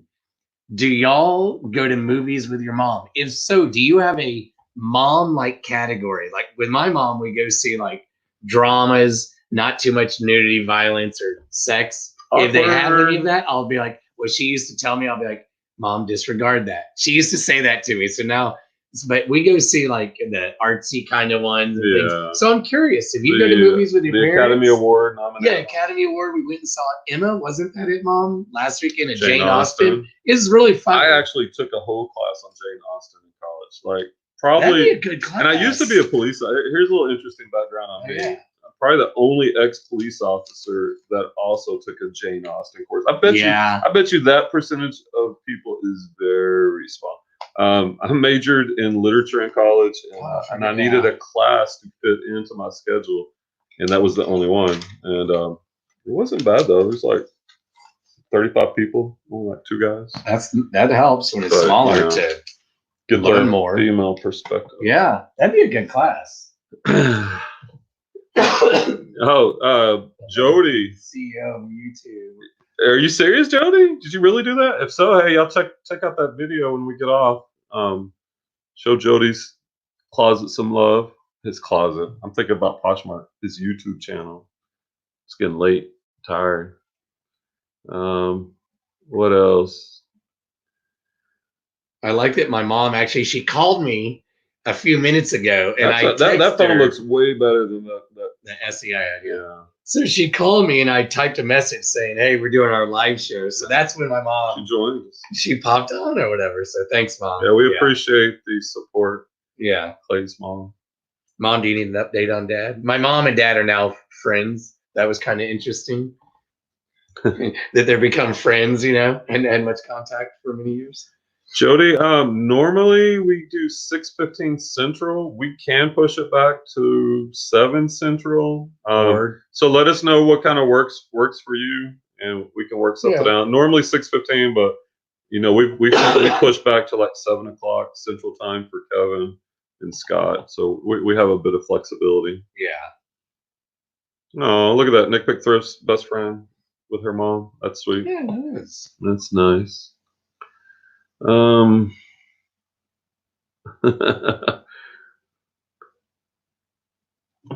friends, eh? Jody, I just sent you. Wait, can you read Flipping Sloth's comments with a British accent, Clay? Is that in your repertoire? Yeah, let's see. Hey, friends, I know that everybody in England's coming to kill me. Yeah. That's the worst accent ever, but you sound like Miss Boskar, like if she was 100. Yeah, our friend who's we have British. A Brit. And my favorite that she says is "Aduniminem" or something. Aduniminem. I will miss that. Yeah. Oh, friends, I had a class today where several girls started doing British accents, and then I did it, and they were just like, no. But Jody, I just sent you a Facebook friend request. So. Flipping Salsa, what was that? That was Clay's. It was kind of. It's better than mine. I'm not. All of a sudden, I feel like y'all remember Miss Doubtfire. It's like, oh, honey, oh. Sorry, that's the. Yeah, you should have seen Clay's other channel before you took it down. Larry. It's called What the Clay. What the Clay. A very cringy character. So maybe Larry. On my channel, maybe I'll put one of my Larry videos. It has nothing to do with sourcing as Larry. Yeah. So I'm gonna do we both have ideas for other channels that aren't resell. Like I've started making some videos for self-help, right? I don't mind telling you, go to therapy. We talk about life. I'm going to talk about books, but I'm going to remake my channel, What the Clay. Yeah. And I came up with this character. A friend painted my face like a Day of the Dead. And I came up with the name Larry and stayed up late one night. And some of the first videos were that because I felt braver to come on YouTube because I had my face painted. And I read a kid's book, and it was kind of weird. Hey, Jody, did you friend me on Facebook? If not, go ahead and friend me. I'm trying to remember. I don't know if you did or didn't. I saw the other day that, yeah. I think you did, right? But if you didn't. These people are showing up now in my feed. With Kevin. And just friend me so we can chat. Make a British character. Okay. Make a British character. British Larry. There you go. You got to see this Larry character. British Larry. Oh, I like that. Nice. British Larry. Oh my God. I can't wait. I like that. A Union Jack on my face. Or should it just be one of the flags? Like, where are you, Jay? I can't remember where you said you are again. We hit 3 hours. I like it. Hey, this yeah. is our longest live Yeah. stream. Thanks again, everyone who I stuck like around. People are laughing and having fun. Yeah, we're kind of delirious. If you got any questions, reselling About or anything, reselling or anything. hey, we can you take know? them for a few more minutes. Anybody watching Law and Order tonight is a repeat. Are the Mavs on tonight? No, they play. Mavs. They play won tomorrow last night. Yeah. They play tomorrow. They won in overtime. Yeah. Is anybody an NBA fan? What's your favorite sport? You know. Are you into bands? By the way, you can tie that into reselling, right? Jerseys yeah. are fire. Yeah, I have a jacket at home. I almost want to wait a couple years. New Orleans Hornets. So they moved back to Charlotte a few years ago, and then the Pelicans, I guess, were expanded. No, sorry. Whatever. It doesn't really matter. But New Orleans, the name Hornets went back to Charlotte, and the Hornets in New Orleans became the Pelicans. So I'm going to sit on this jacket. And when I got it at the Goodwill, it was kind of cool. It had a ticket stuff from a game. So I thought that was kind of cool, Yeah. Yeah, Jody's not exactly into sports, but the sports stuff sells. I sold a pair of Jordans today I got from the bins. My last visit. I think I sold them for like 45 on eBay. Not bad. Simply Dana, Boston Celtics. Nice. Y'all have the most. Wait, do y'all have the most, or the Lakers the most championships? Who?